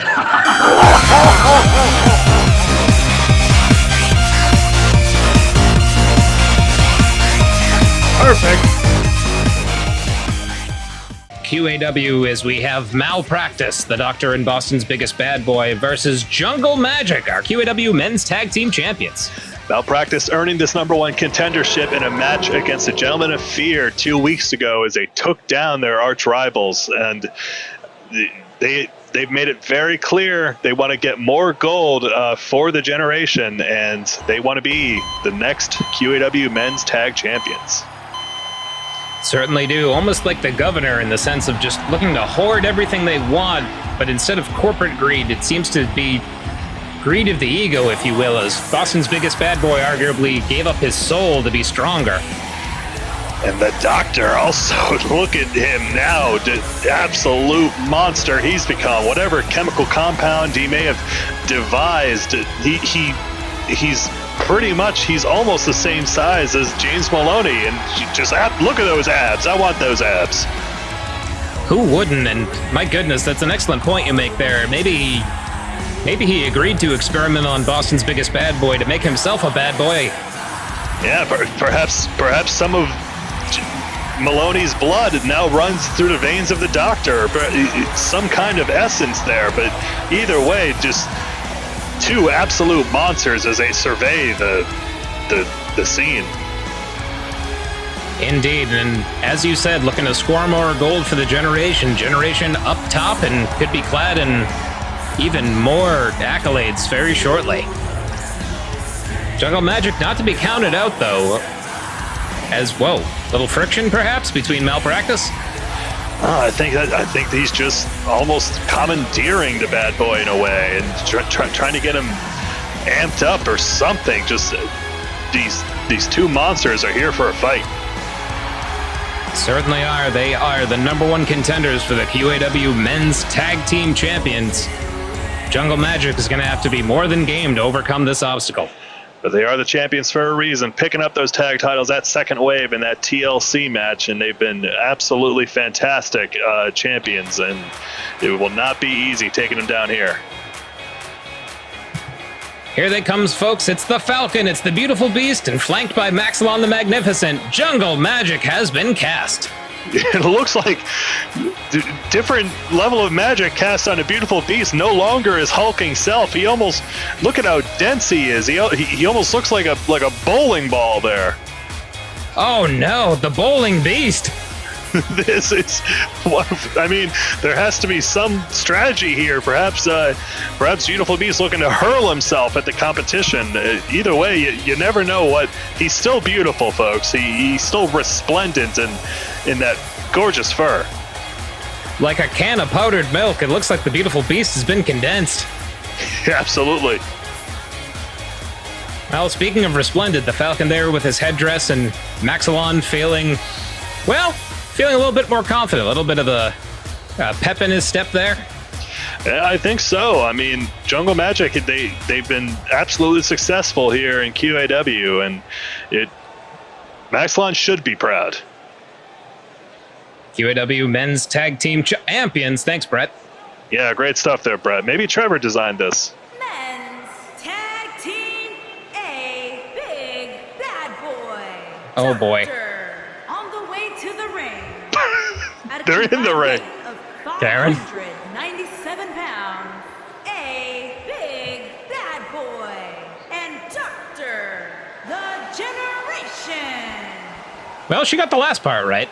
She said their names twice. Maybe she's just. Bad boy, Doctor, and their opponent. Yes, we know. At a combined weight of 833 pounds, they are the tag team, the Falcon, Bruno, and beautiful, the Beast, the Madness. All right. That was a lot of words. They are the tag team, that's for sure. I don't know. Maybe she said bad boy and Doctor several times. Perhaps she's just very impressed with the Doctor's new physique. Willard Wilford disgusted to hold the titles up for whatever reason. He doesn't look happy. And here we go. Boston's biggest bad boy and the Falcon squaring off. We do remind our folks, QAW historians, float over to suplex. Oh, he's going for an early victory. 1. Kick out at 1. That the Falcon does not have full control of his right wing. Maxilon the Magnificent puppets that wing, is, able to bury a foot in the face of the bad boy. Scoots out the back, kick to the back of the leg. I mean, we've talked about X Factors. Who is more of an X Factor than the Falcon? He might be the smallest competitor in this match, or perhaps the least dense, but his striking ability and his agility cannot be denied. Certainly not. And as you said, the smallest competitor in a match of giants. Oh, rocket launcher there from Malpractice. And now the Doctor. Gets reversed there by the Falcon, who hoists him up. And a juice box there. But much like Big Mama Don's super kick, those talons of terror from the Falcon can be bust out in a fraction of a second, and he might be able to score a flash victory here tonight. One of the most explosive maneuvers here in QAW, but don't discount the Doctor. Oh my goodness! Deadlifting the Falcon and slamming him down. And also, you have to imagine, I mean, we know that Maxilon has cast numerous spells to adjust the beautiful beast's size and mass, but what else could he have enchanted them with? Double arm DDT wheelbarrow as Malpractice pouring it on the Falcon, who may need to tag out, but oh, another successful back heel kick there. Ooh. Double stomp to the bod boy. Kick across the chest. And as you said, the Falcon might be the smallest competitor at 6 feet, which just gives you an idea of how huge these competitors are. Absolutely. Reminder, folks, this isn't the last of the Generation Tag we'll be seeing, and tonight's main event finally comes to a head as the team of Lloyd Legacy Sharp, Juicebox, and Mark Question take on Wellington Arms and Diamond David Thomas of the Generation, and a mystery third. We don't know who the third partner will be, but they've been touting it. 1, 2, oh! The champion's almost putting away Boston's biggest bad boy after a drive-by kick, and the Falcon feeling himself. He is. Ooh.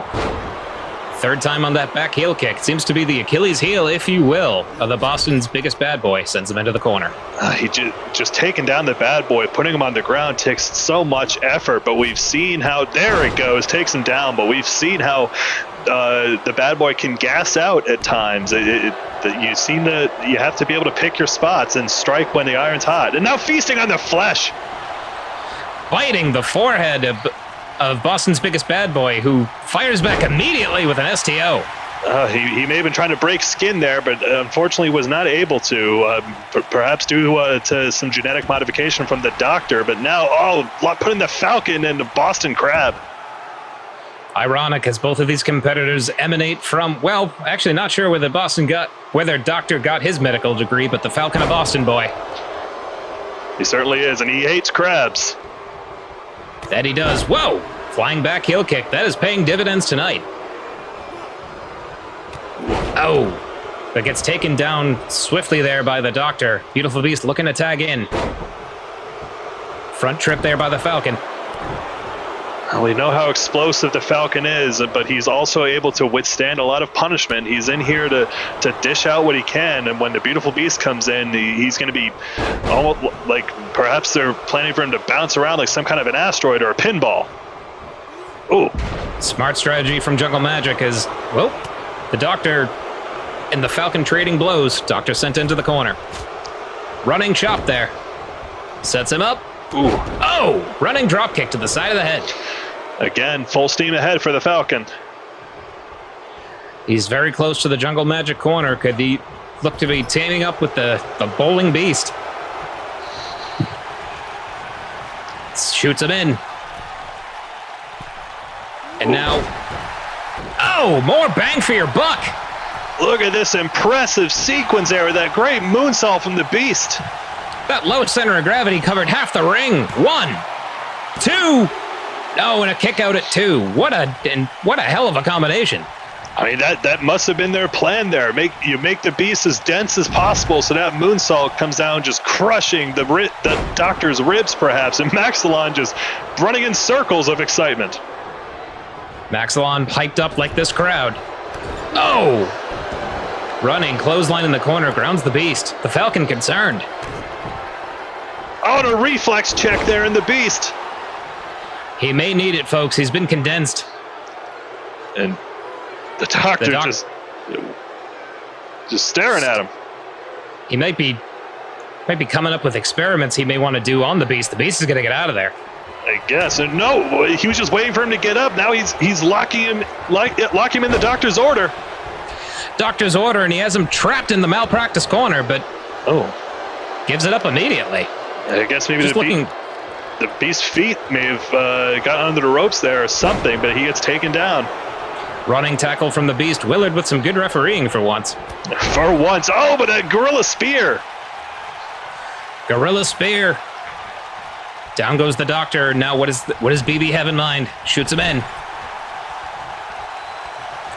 Tag into the Falcon. That frequent tag team cohesion could be more bang for your buck. Looks like it. More 50 Beast. And now a flying Falcon. The moonsault connects. Love that sequence. Going for the cover. 1, 2.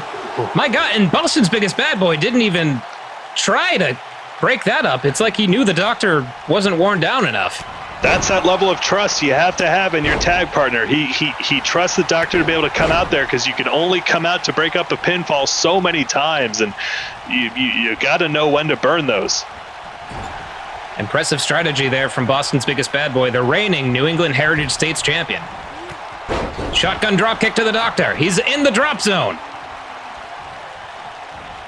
Well, and the Falcon kicks his arm. You'd think he would have set up for the coup de grace there, but no, now the doctor just flexing for the crowd.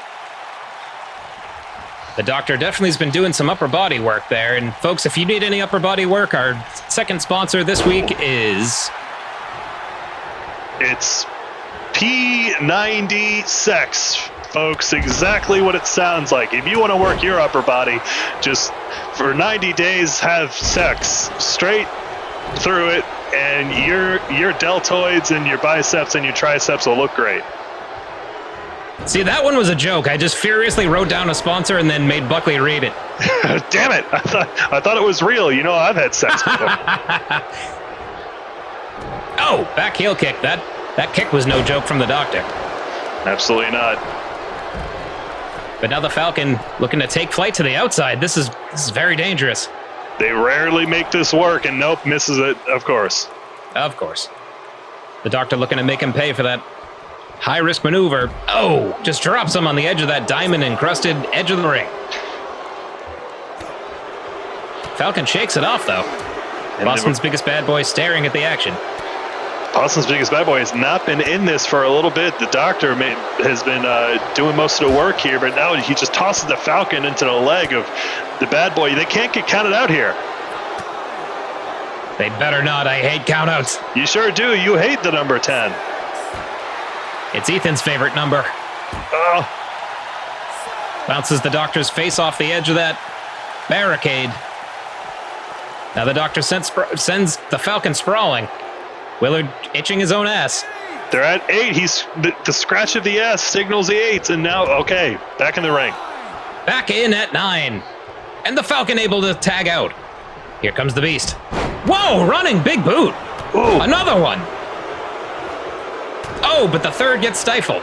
Not able to finish the trifecta, but now, yep, just getting grabbed by the neck there. How strong is the doctor? Strong enough. I mean, he's like I've said, the Beautiful Beast looks like a neutron star. I mean, how could you possibly hope to move something like that around? Oh, another gorilla spear. Bisects the doctor again. 1, 2, no! James Maloney almost broke that up, but didn't need to. God, the doctor, how is he still kicking out? He's been in this match for so long, and for some reason, that just happened to get in the ring there just seemed to have gassed out the bad boy. Maybe the experiments that he's undergone from the doctor, they fundamentally changed who the bad boy is. I guess so. Nope. The Beast reverses, back elbow from the doctor. With all the improvements to the bad boy, we saw him gas out a lot in that championship match where he beat Mike Diesel. 1. Apparently a new gas tank was not on the docket when he was re-engineered. Well, let's hope that gas tank's somewhat full, as he's now tagged in for the first time in a while. Oh. A gorilla press stomach crusher there from the Beast. And the Falcon looks to be gassed out too, and a third gorilla spear. He's just throwing out spears like a pack of gum. Sure is. QAWmerch.com/The Statement of the Great Man. Yeah. Get your free pack of gum today. That's a $16 value, folks. Gum is expensive. Sure DDT. is. Now the bad boy, he's just yelling too bad at the crowd. Oh, you don't want to come back here? Too bad. Seems to have busted open the Beast. The crowd vocal in their disapproval of all of this, but the Beast, he has been lacerated. But no, he still has fight in him. Catches that kick. And a shoulder bump takes down the bad boy. Now the Falcon getting involved. Ooh. Oh! The Falcon hits pay dirt. This is all legal, folks. If he's out there, he can be attacked by the Falcon. Now the Beast from the top. Ooh. Oh my goodness! Collapsing like a neutron star, just crushing the abs of the bad boy. That is fantastic tag team work, folks. That's why they are the champions. Maxilon is pumped up, and who wouldn't be after that?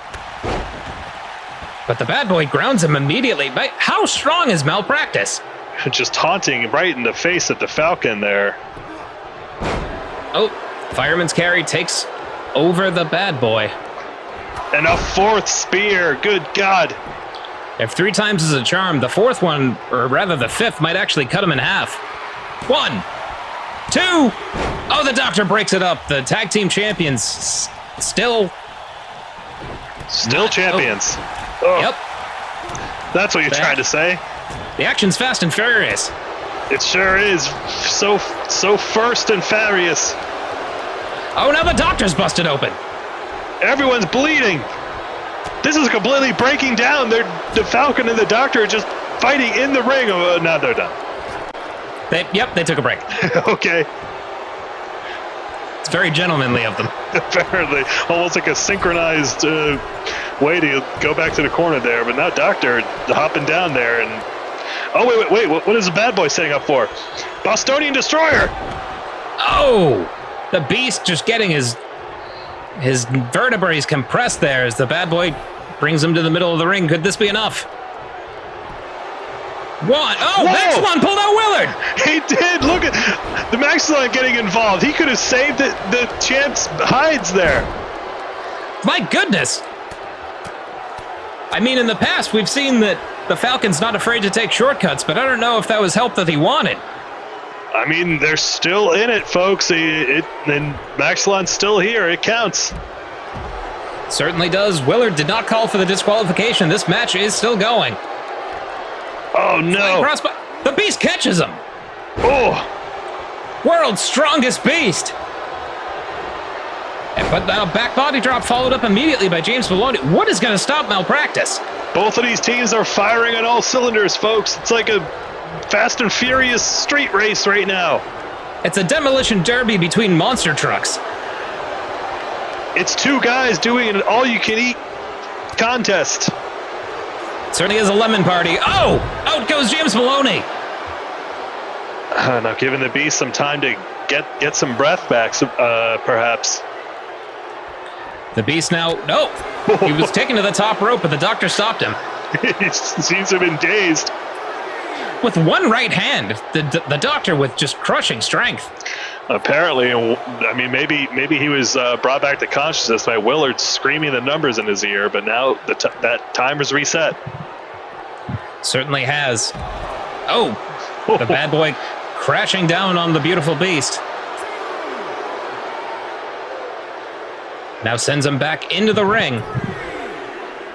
Oh, and burying an elbow right into the head and neck there of the Beast. The Beast now desperately needs a cover. Or a tag out, I should say. More gator rolls, folks. A delicacy in the bayou. Every competitor, save for the Falcon, has been busted open. What a bloody contest. Back elbow from the Beast. Oh, and a 5th Gorilla Spear. Good God, he is singularly focused. Is that enough? The Beast seems to think it is. Should have gone for that cover, but no, bringing him back up. Channeling the strength of the Jungle Magic faithful. Gorilla, press, slam. Oh. Down goes the bad boy. Beast is getting a little overconfident here. He should have gone for that cover. Sends him into the Jungle Magic corner.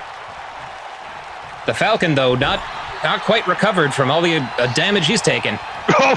Willard is down! Willard down again. He's still down, but now, look, Malpractice setting up to go over the counter. Over the counter, the Beast is no, but it's the Nightmare Gentleman! The Gentlemen of Fear, they're still here. They've come out there just beating the hell out of Malpractice. Well, this match has been thrown out. You can hear the bell ringing. Willard has disqualified the Jungle Magic champions as the Gentlemen of Fear making their presence felt. Jungle Magic, Maxilon teleporting them to safety. Chaos, folks. Chaos. Blah! Ass.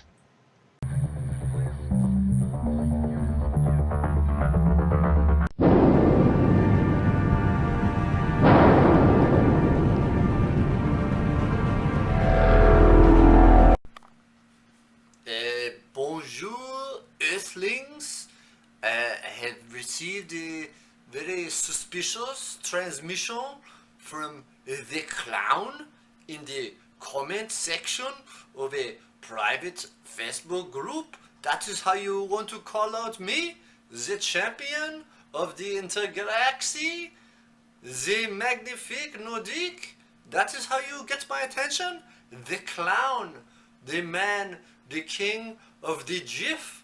Well, guess what? I will unscrew your neck like it was a jar of GIF peanut butter, and then I will smear you all over the ring and all over my body like a jar of peanut butter, and then I will crunch you like the crunchy peanut butter and smooth you over the ring like someone who is allergic to peanut butter, because you will be allergic to the onslaught of my punishment.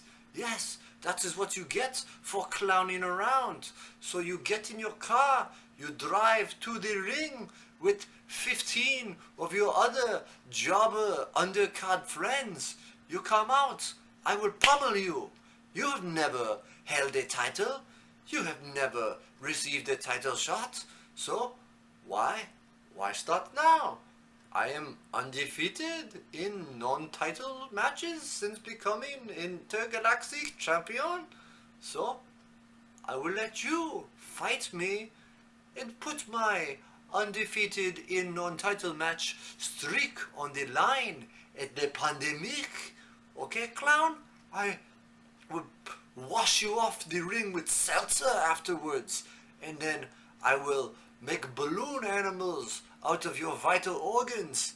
Yeah, we will see how much clowning is around. That is why clowns are not allowed in Canada.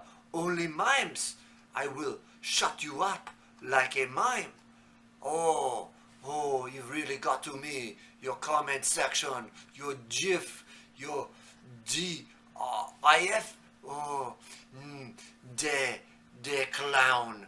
You and me, non-title match.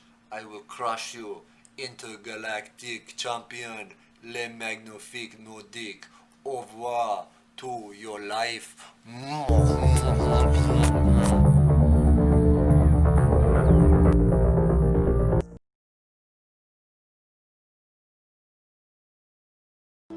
Jesus said, "Let the children come to me. Do not hinder them. The kingdom of God belongs to such as these." And he laid his hands on their heads before he left that place. Let us pray in silence. I want to go tree climbing, Thomas J. His face hurts. And where is his glasses? He can't see without his glasses. Put his glasses on. Put on his glasses. He was going to be an acrobat. He's gone, sweetheart. He's gone.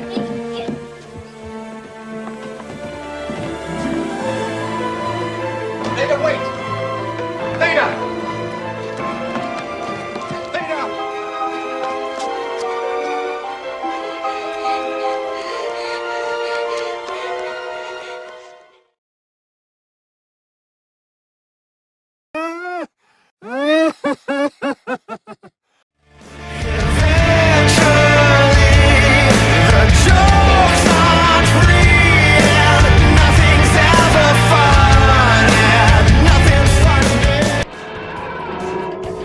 And now we have the clown squaring off with Le Magnifique Nordique. Le Magnifique, who's been on a tear since coming back with the Intergalactic Championship.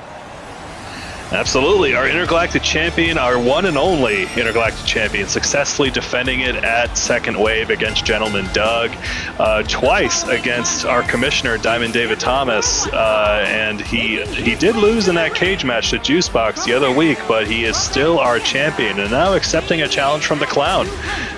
So we'll have to, see if he can keep his defending ways going, although this is a non-title match.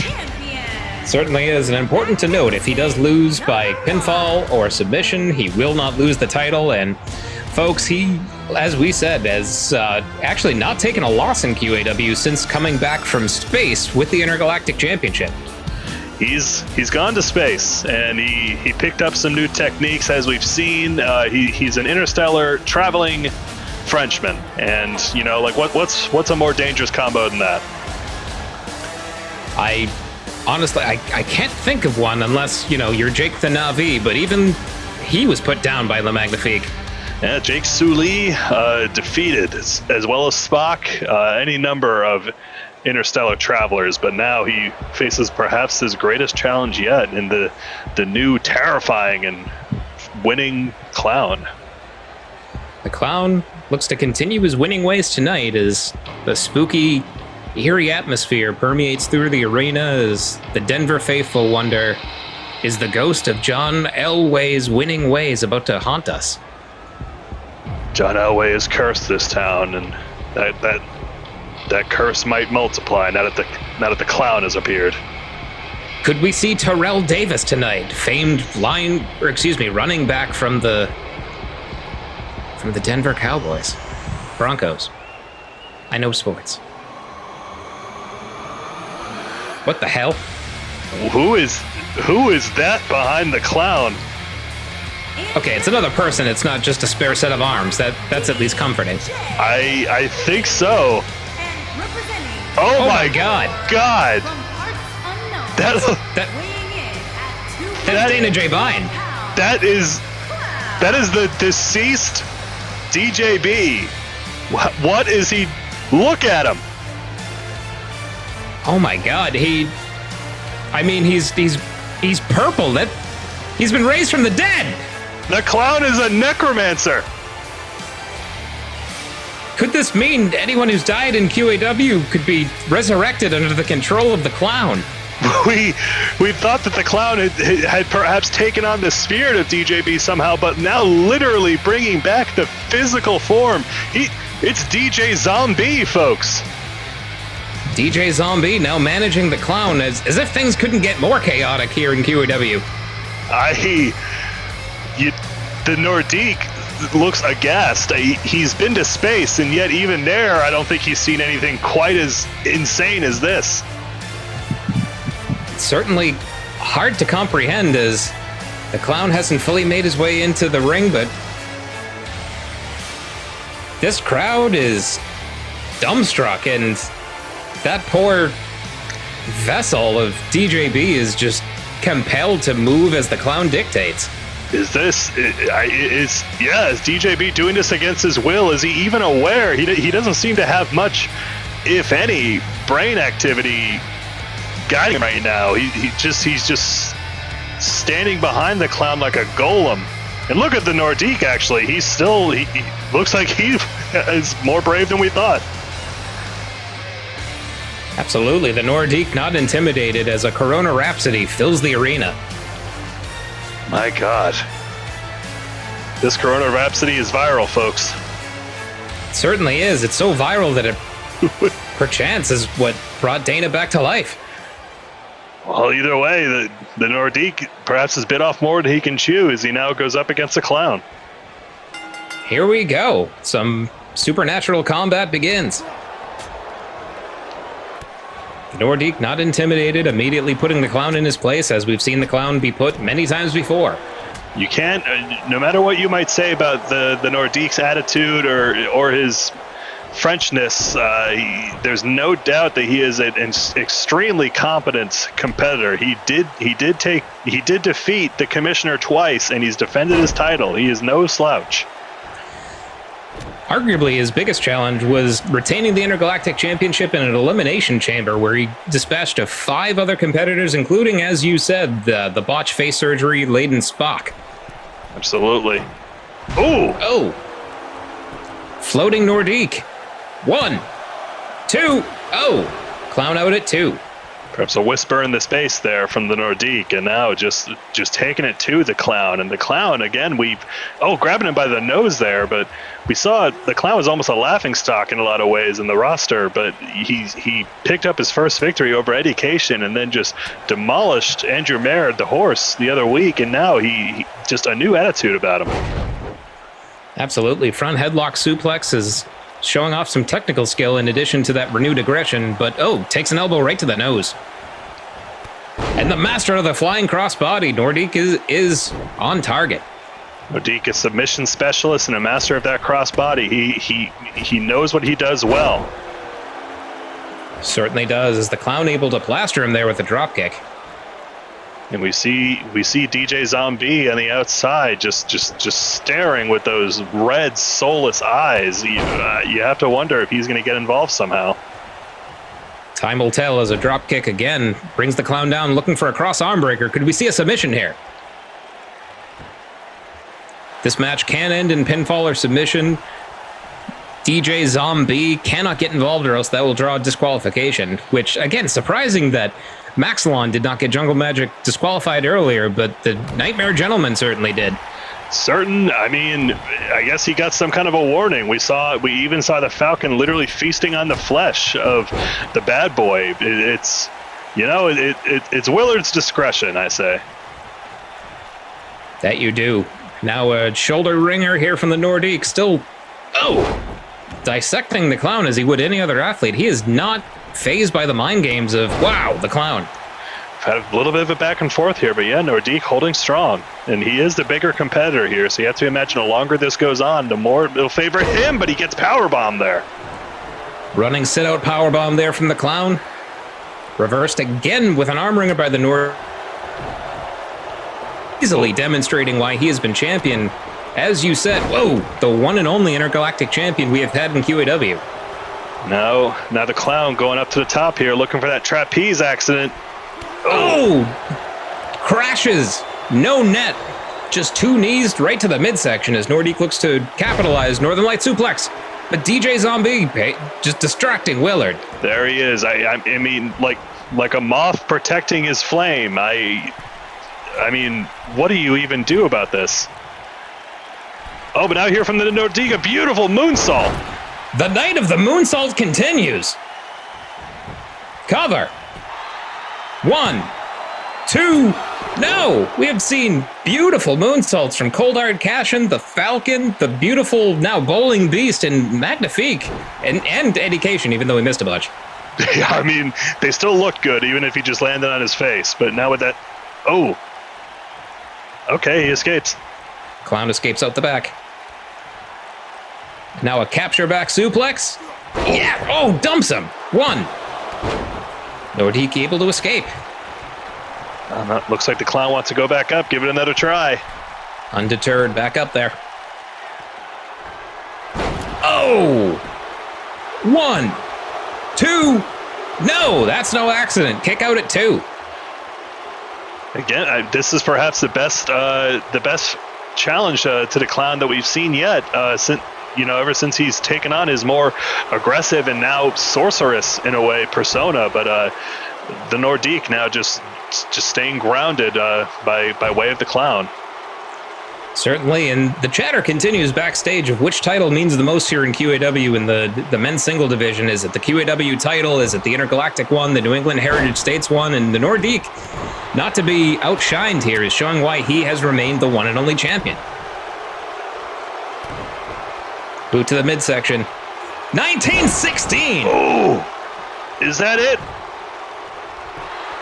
1, 2, 3, and the clown teaching a history lesson a la Eddie Cation. He may have absorbed some of Eddie's knowledge. Oh my god, the 1916 there, the clown's variation of that, he calls it the last laugh, and taking out the Nordique in a surprise victory there. The Nordique was holding himself up pretty well, but then the clown coming in there, the clown remains unstoppable. Unbelievable. The clown, more than impressive tonight. He, on his winning streak here, he's now felled a QAW champion. Well, we have a time-traveling Frenchman and a necromancer clown. As the old adage goes, picking up a victory over the champion, you got to imagine that might put him in line for a future title shot. Hang on, the Nordique traveled through space. He can travel through time? I mean, didn't he introduce the time skips that we often suffer here? I thought that was Andy Devlin. Main event coming up next. My brain! It's no secret that time of the month can be stressful for everyone. Do you wish you could feel more attractive? How about instead of dreading your period, it can be something special that you look forward to? Thanks to ManiPad. ManiPad is a new and improved sanitary pad designed by cis men for women. Men have known best about women's needs for centuries. Did you know Ben Franklin invented the first menstrual pad? Now it's time for a refresh. ManiPad is infused with scents that are proven to turn men on, like pancake breakfast, hardware store, buffalo wings, your hot cousin, beer, biography of a Civil War general, 69 Camaro. Something smells great. Are you wearing the Smokehouse Bacon Combo? My favorite. Bacon.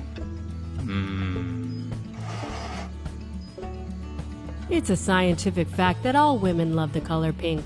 So ManiPad is made from the only pink thing men could find in Home Depot. Fiberglass insulation.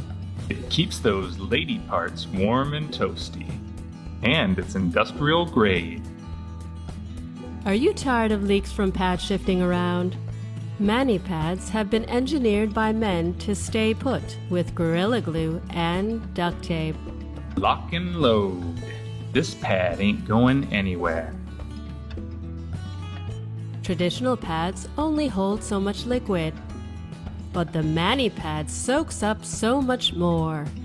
Maple syrup, bacon, you name it. With ManiPad, you'll be the center of attention. And dogs love it too. ManiPads also come in tampon. We thought, why are women replacing their tampon when you can wear one big one all week? Celebrate your period with ManiPad, the new and improved sanitary pad designed by cis men for women. He'll be asking you, Hey honey, is it that time of the month yet?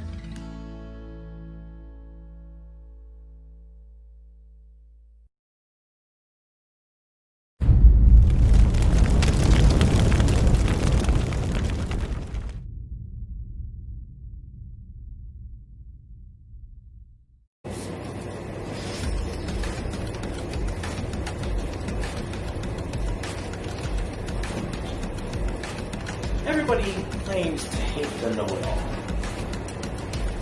I disagree. I love the know-it-all. 3 reasons. Nobody knows as little about what they're talking about as a know-it-all. Nobody is as oblivious as to how little they know about what they're talking about as a know-it-all. And nobody tells on their own ignorance quite as masterfully as a know-it-all. Generation, you think you've taken out 1/3 of my tag team because Mark Question is out of the picture, and apparently you think I know who he is. I got news for you, Generation. I don't know who he is, but I do know who he's not. And he's not any of the 2 people that you've taken out because apparently Mark Question is going to be there this Thursday. So as far as your who's on my side now, the same people that I offered to be on my side in the first place. Nothing changes. I just hope that your in-ring probability is a lot better than your investigative skills. I'll see you Thursday.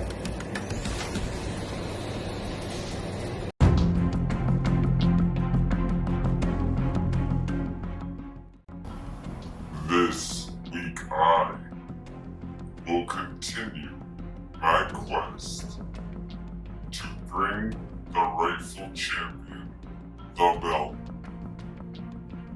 I fear no man. I fear no team. Lloyd will be champion. Lloyd will prevail. And I will not stop until that happens. Lloyd, you will find out soon enough why you are the chosen one. That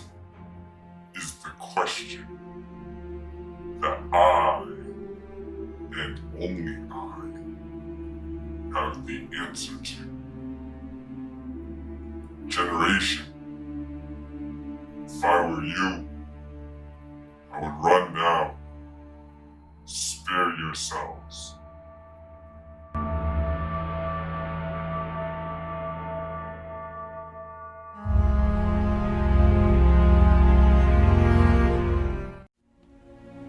A tag match? So that's how we're doing this? Okay, let's go. A 6-man elimination tag match. 2 of the men I don't even know. That's fine. The more men, the merrier. That's what I say. I've never said that before, but well, that's my thing now. I'm not normally a group project, teamwork kind of guy. I'm used to flying solo, but honestly, Diamond David, I'll do anything to make you look stupid. You see, David, unlike you, a zebra can't change its stripes in the wild. Alright, and the funny thing about the wild is it's actually pretty calm. And the funny thing about the calm is, well, there's a storm afterwards. And the funny thing about the storm is that it's perfect. And I'm perfect. You're stupid. Thirsty yet? I seriously just can't wait to wrestle you both. Yum. Wellington, tell me, what's up with the hand? Is it metal? Is half of you metal? That whole half, is it up, down, sideways? And are you ready? Does it feel good when you... Never mind, you're stupid too. I will be the last one standing. I'm gonna eliminate both of you, your mystery men. Hell, I'll even eliminate my own teammates. And when I stand in the center of the ring, victorious, looking more beautiful than ever, I will look down at your sad, ugly bodies and your stupid faces, and I will blow you a nice, juicy kiss.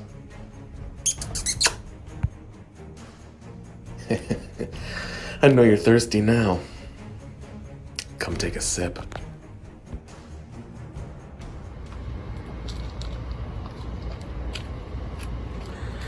You're so stupid. You believed it every time. Like I was gonna shave my whole head and all of my beard. You should see the look on your face. You look so stupid. Sip, sip, bitch. You look so dumb right now. You look so dumb right now.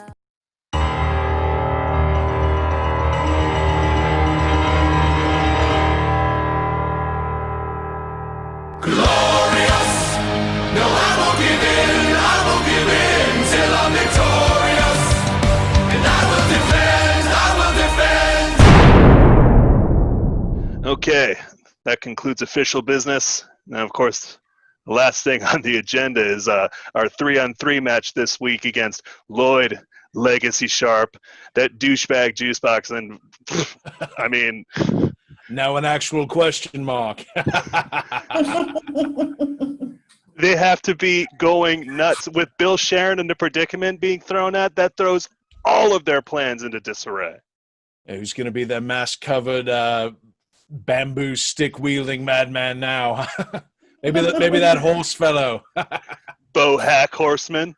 What about the squirrels that are in a suit? Is that what that is? No, I don't like what that is. Yeah. I don't want any piece of that. Don't shit our nuts. Know what I'm saying? I don't, but also I don't care. Why would you care? You're the QAW Women's Champion. I don't care. Oh, you know who? I know who they'll get.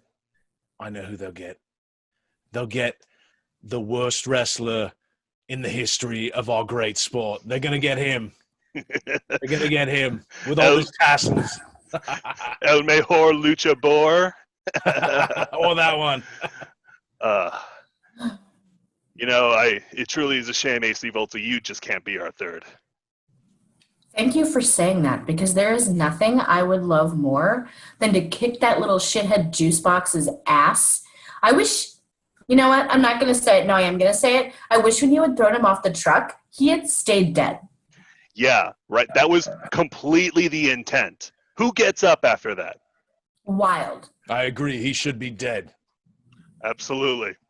Well, I can assure you that with who I picked up to be our third this week, he might finish the job that we started. Ooh. Absolute madman. Because this is the generation era, and our power is absolute.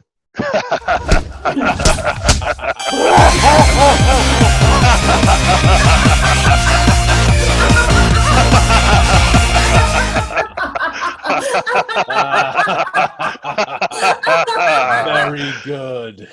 Ass. Perfect.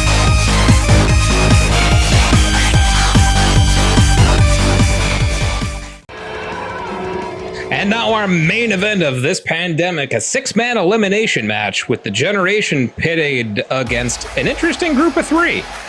Yeah, this is not a typical trio. They no particular allegiances toward each other, but each with their own beef with members of the Generation. Lloyd Legacy mounting some kind of offensive against Wellington Arms and the Generation. Juicebox vowing to take down the Generation on his own and has been locked in a personal battle with Diamond David Thomas and the mysterious Mark Question, who we have not seen since he attacked Wellington Arms with that kendo stick. And Wellington seems to believe that Mark Question was actually Bill Sharon and the Predicament in disguise, and they've since been banned from the QAW roster. So, I mean, we might not even...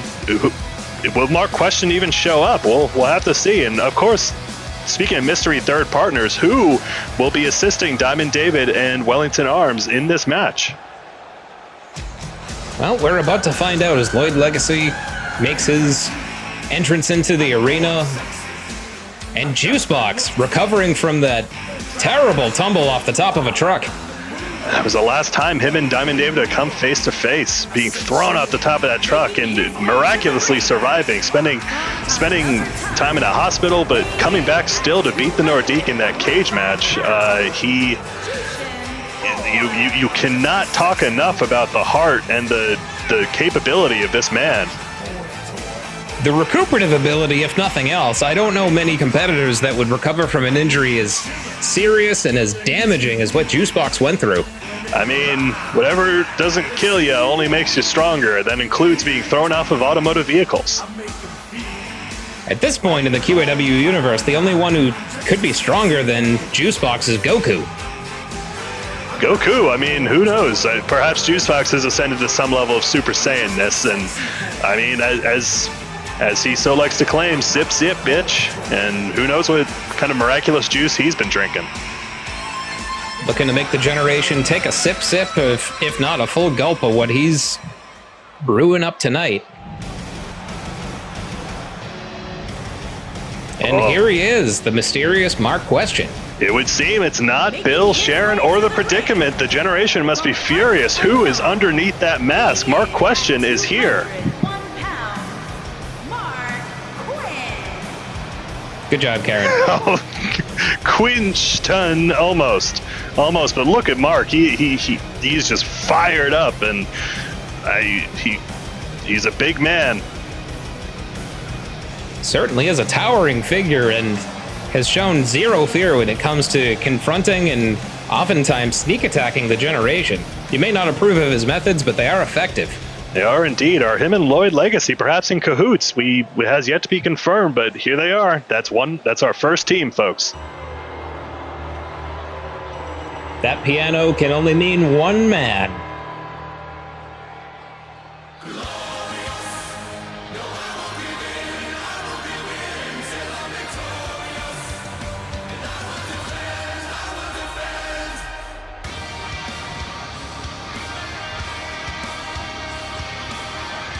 There they are, the commissioner of Quarantine Action Wrestling, the head of the Generation, and his right-hand man, the QAW Men's Champion, Wellington Arms, resplendent in their shining glory. They certainly are. Call them what you will. Diamond David Thomas, Taekwon David. Oh, and we mentioned Goku earlier. There's a bit of a fusion dance there from these two men as they look to keep the Generation up top.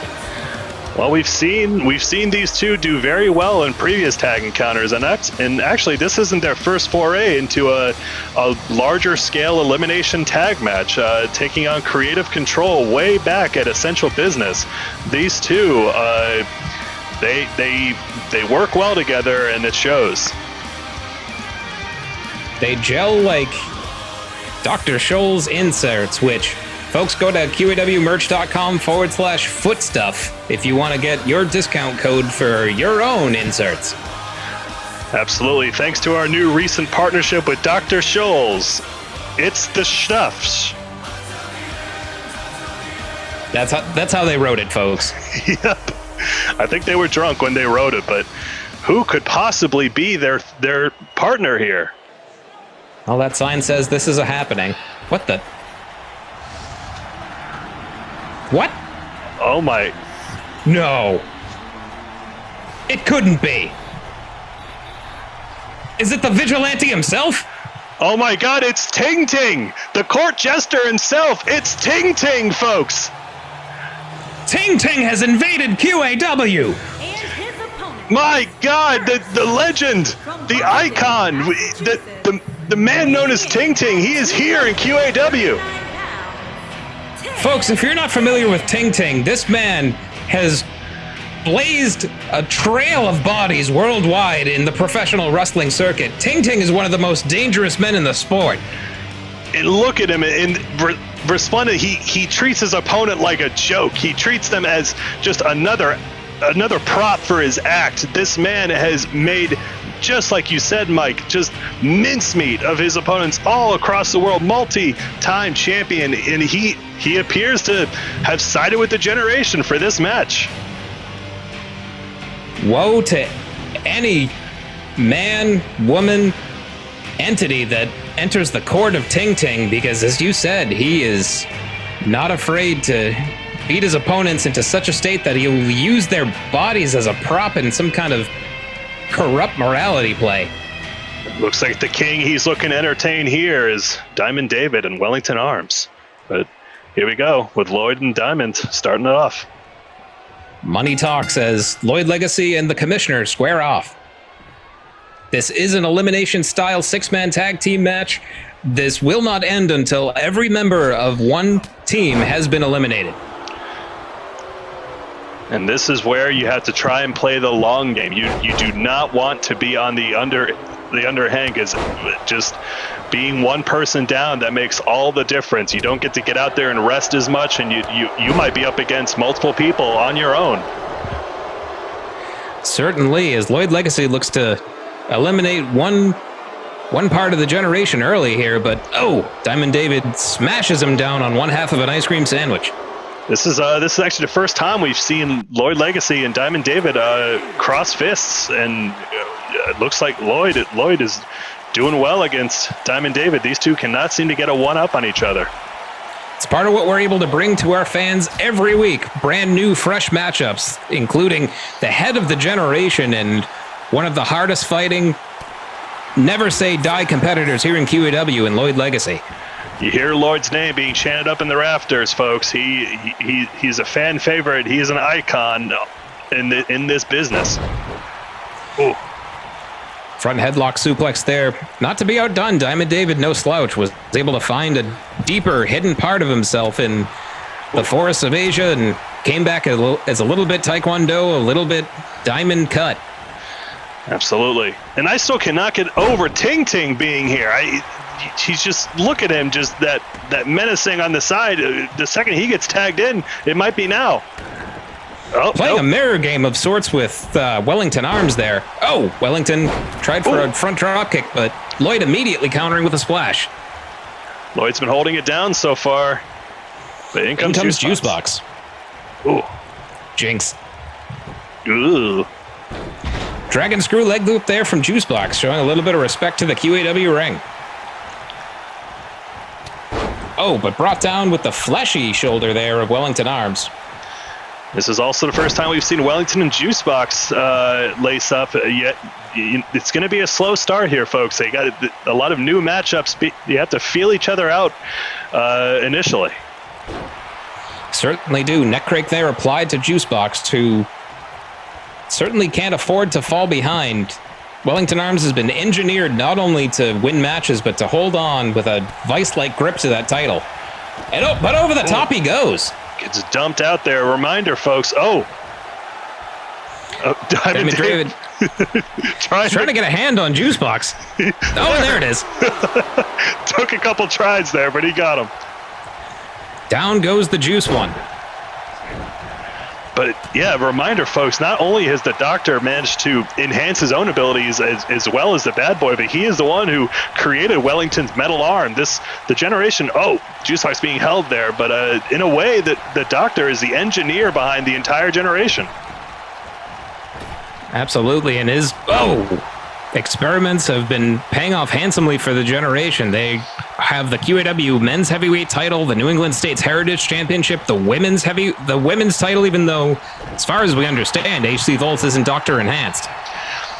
As far as we know, but we do know, speaking of, that title might be in danger. We do know the Slamazon still holds her Fauci surprise contract, and she's announced her intent to come after AC Volts any day now. So the generation, they're fighting battles on multiple fronts here. Certainly are, and we saw some excellent teamwork there from Juicebox and Mark Question. Wellington Arms sidestepping that, but Question still pouring it on, but wow, Wellington matching up very equally with Mark Question. You have to imagine Wellington's been itching to get his hands on Mark Question here after suffering that vicious kendo stick attack, and actually what led to him suspending all of his in-ring activity until this match. Stun gun there. Trachea right across the top of those ropes as Mark Question continues to try to wear down our champion. Back body drop there. Ting Ting trying to play interference there, distract a little bit, but Mark Question has blinders on here. But he's locking Wellington into crossface, and Willard's looking somewhere else. Willard is presenting. I think he's presenting to Ting Ting. My God. Willard, we saw how he was with Delia earlier, and now Willard I think he's in heat. God, we're going to have to spray him with a hose after this, and Wellington there gets doused with a backbreaker. Ting Ting is itching to get into this matchup. Mark Question prancing around. And the Question splash. Question splash? One. Ting Ting breaks it up. Gets sent into the corner for his trouble. Mark Question apparently showing up. Our competitors and referee are feral tonight. I think so. Now Ting Ting what is going on? It is chaos here. The clown would be very proud of this. Ting Ting seems to be an agent of chaos in his own way, but now, Mark has Wellington locked in this chaos. It was literally a face lock. He just dug his fingers into the side of Wellington's face, and in comes Ting Ting. Here he comes, the in-ring debut of Ting Ting, but he gets punched in the face. Yep, in true QAW fashion. Not what you'd expect. Nope. Down he goes. Glad we paid all that money for him. There he is. Oh no! Taking F5! An F5 from Mark Question. Ting Ting, if he has something in mind, he better get it going. One! Kick out at one. All right. There you go. All right. Juicebox and Lloyd Legacy not even looking at Ting Ting. A lot of mind games being played. Juicebox doesn't even seem to care what's happening right now, or is he perhaps engaging with a fan? But now here we go, Ting Ting tossing around Mark Question. Ting Ting, a powerhouse in his own right. You cannot deny his strength. Ting Ting has 2% body fat. The rest is all just deadlifting muscle. Yep, that's why he wears that jester costume to hide his muscles. But now he's locked in his Boston Crab. Now his muscles being used against him, being stretched beyond their breaking point, but able to snap back like a scorpion. And Juicebox can still not be bothered. Nope, he certainly can't. Ting Ting now working in tandem with Diamond David, double gutbuster. Down goes the Question. Ting Ting seems to be fitting in with Wellington and Diamond quite well, but now Mark not allowing Diamond David to get something going here. Certainly not. Perhaps, the generation is the answer to Mark Question, but Time will tell, as again, this is a... Oh, locking him in, hitting with the Diamond DT. Oh, his legs and feet ricocheting off the ropes from the impact. Gets sent into the Generation Corner.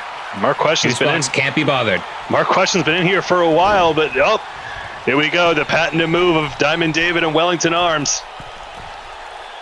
Hitting him with the Dave's double. Dave's double, that's a lot of protein for a masked man. Cover.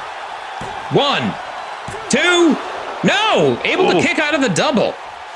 Juicebox not attempting to help at all, but Lloyd, I guess, perhaps putting some faith in Mark there. I mean, Mark has been in here for a while. He's got to be feeling it at this point. Perhaps he is, but again, digging his fingers into the face, the cheeks, the ample bones of Wellington Arms' face, just ripping at him. Oh.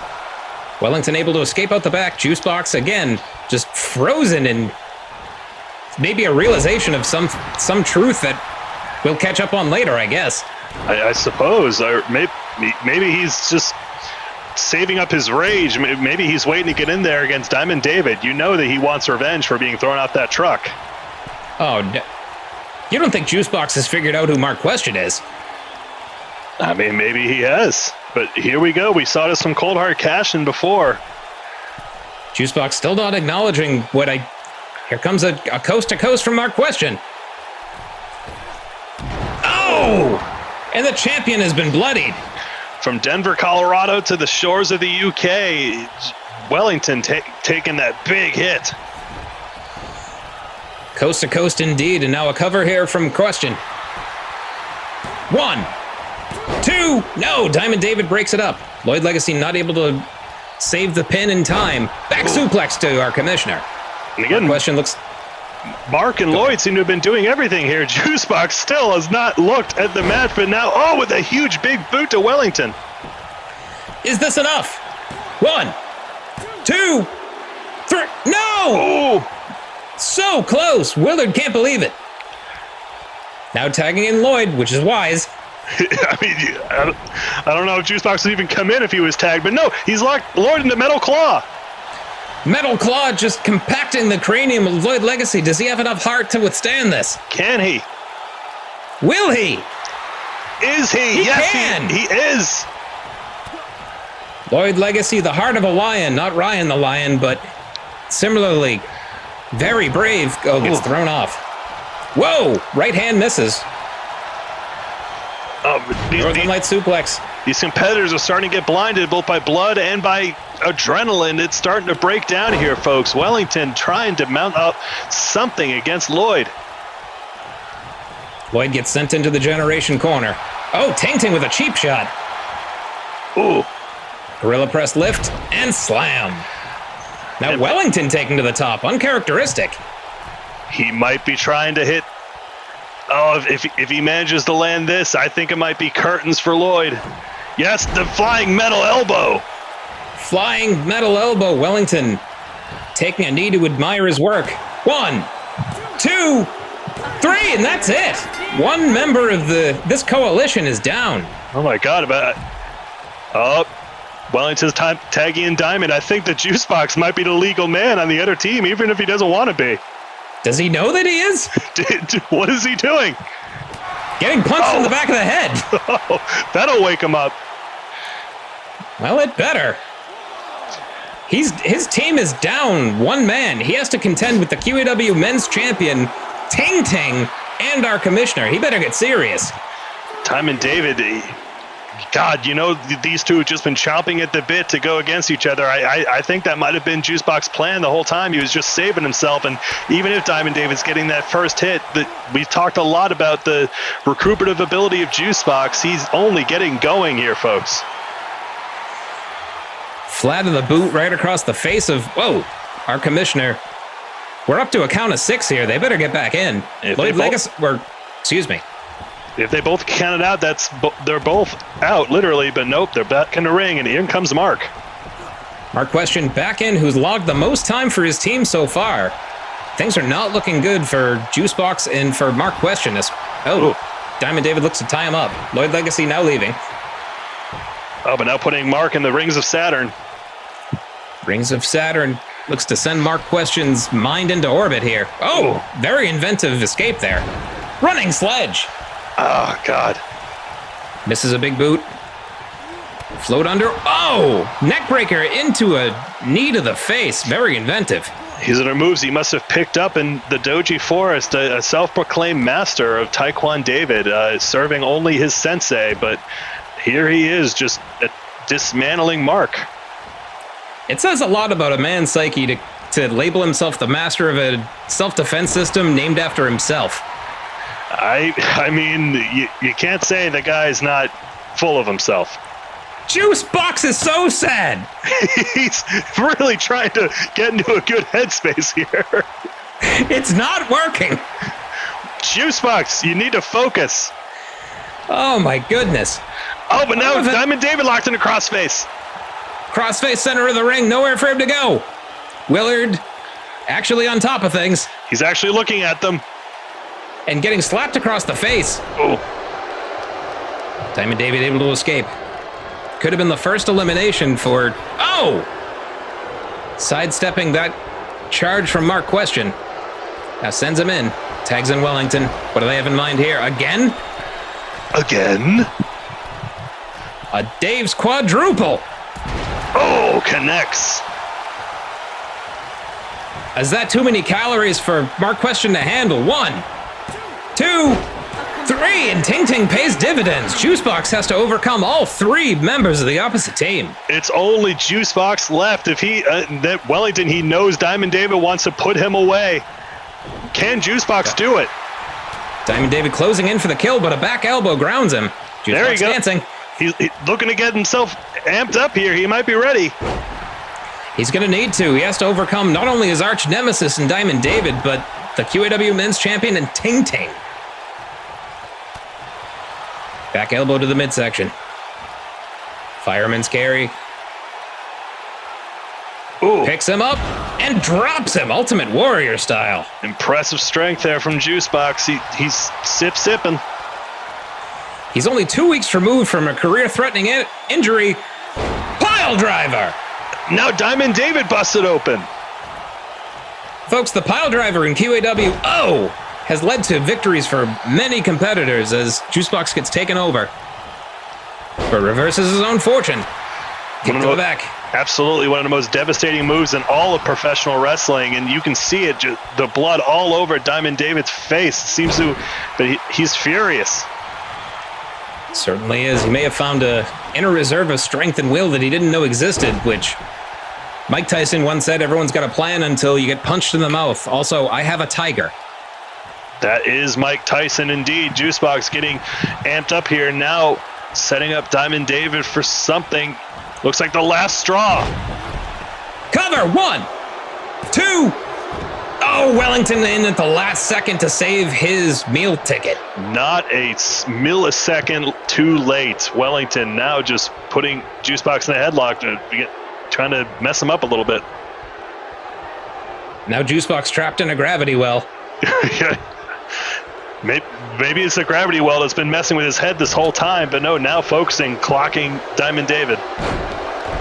Backbreaker to the back of Diamond David, which you gotta wonder what's going through Juicebox's mind. 2 weeks ago, he was sent careening off the top of a truck. He had to team with a man he didn't even know, and gets his front leg kicked out. Now he has to beat 3 men in the best shape of their careers. I mean, he's putting on, he gets the knee up. He is putting on a hell of an effort here. If there's anybody who can take down all 3 of these men, it's the man who recovered from falling off a truck. But no, here, getting hit with the Baconator. Baconator dumped right on his head. 1, 2, no! The heart on this man. Able to gulp down all that bacon fat with a little bit of juice as Ting Ting now looks to capitalize on all the handiwork of the generation. Boot right to the face. Surprising flexibility there. You don't think. He's going to hit Juicebox. Juicebox about to get hit. Ting Ting's smelly thing. There's a lot of ass spreading here in QAW. Ting Ting pioneered that move. Crucifix bomb. Juicebox saying, no, I don't want that. He does not. He says no to Ting Ting's smelly thing. Sends him into his own corner.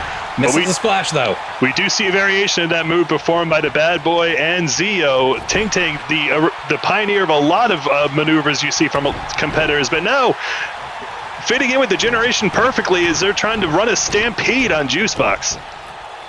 Diamond David is delighted. He certainly is. Ting Ting now getting into the rhythm, the beat of it, and dancing his heart out. Ting Ting smelly thing being moved rhythmically. You can hear those bells on his shirt just ringing. Diamond David getting in on the action, and now here he comes. Oh, sliding dropkick as Wellington moves his funky thing.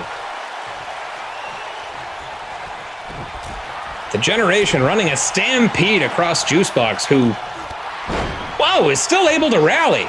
Refuses to stay down. This man might do it. Juicebox shoots him into the corner. Boot to the midsection. What does he have in here? Sunset flip. Willard distracted. Wellington distracted Willard there. 1, 2, no. That would have been an elimination there if Wellington hadn't distracted Willard, I think. You have to assume such, as Juicebox now cranking on the neck of Diamond David, the blood pouring out of that cut on his forehead. Oh, and shoves him down. Juicebox. You can see the damage as he holds his head there. Yeah. All of these men, this match has gone on for over 20 minutes, and now maybe looking to finally end this with the Frosty Boots. Oh, Frosty Boot does not connect. Juicebox still fighting. Gets shoved off. God. Him up. Neckbreaker into a butterfly suplex. I mean, great tech. We saw Juicebox just seemingly not paying attention earlier, but he got his focus back and then some. But now, if he's gonna try and avoid this Frosty Boot, no. That might have been the last course for Juicebox, but no, just as I said that, blocks those double knees from Diamond David. He refuses. Spinning neckbreaker. Is this the rally that Juicebox needs? God, even at this point, even if he could just get a pin on Diamond David, perhaps that would just accomplish his mission. He wants to take down his nemesis, setting up Diamond David for the last straw.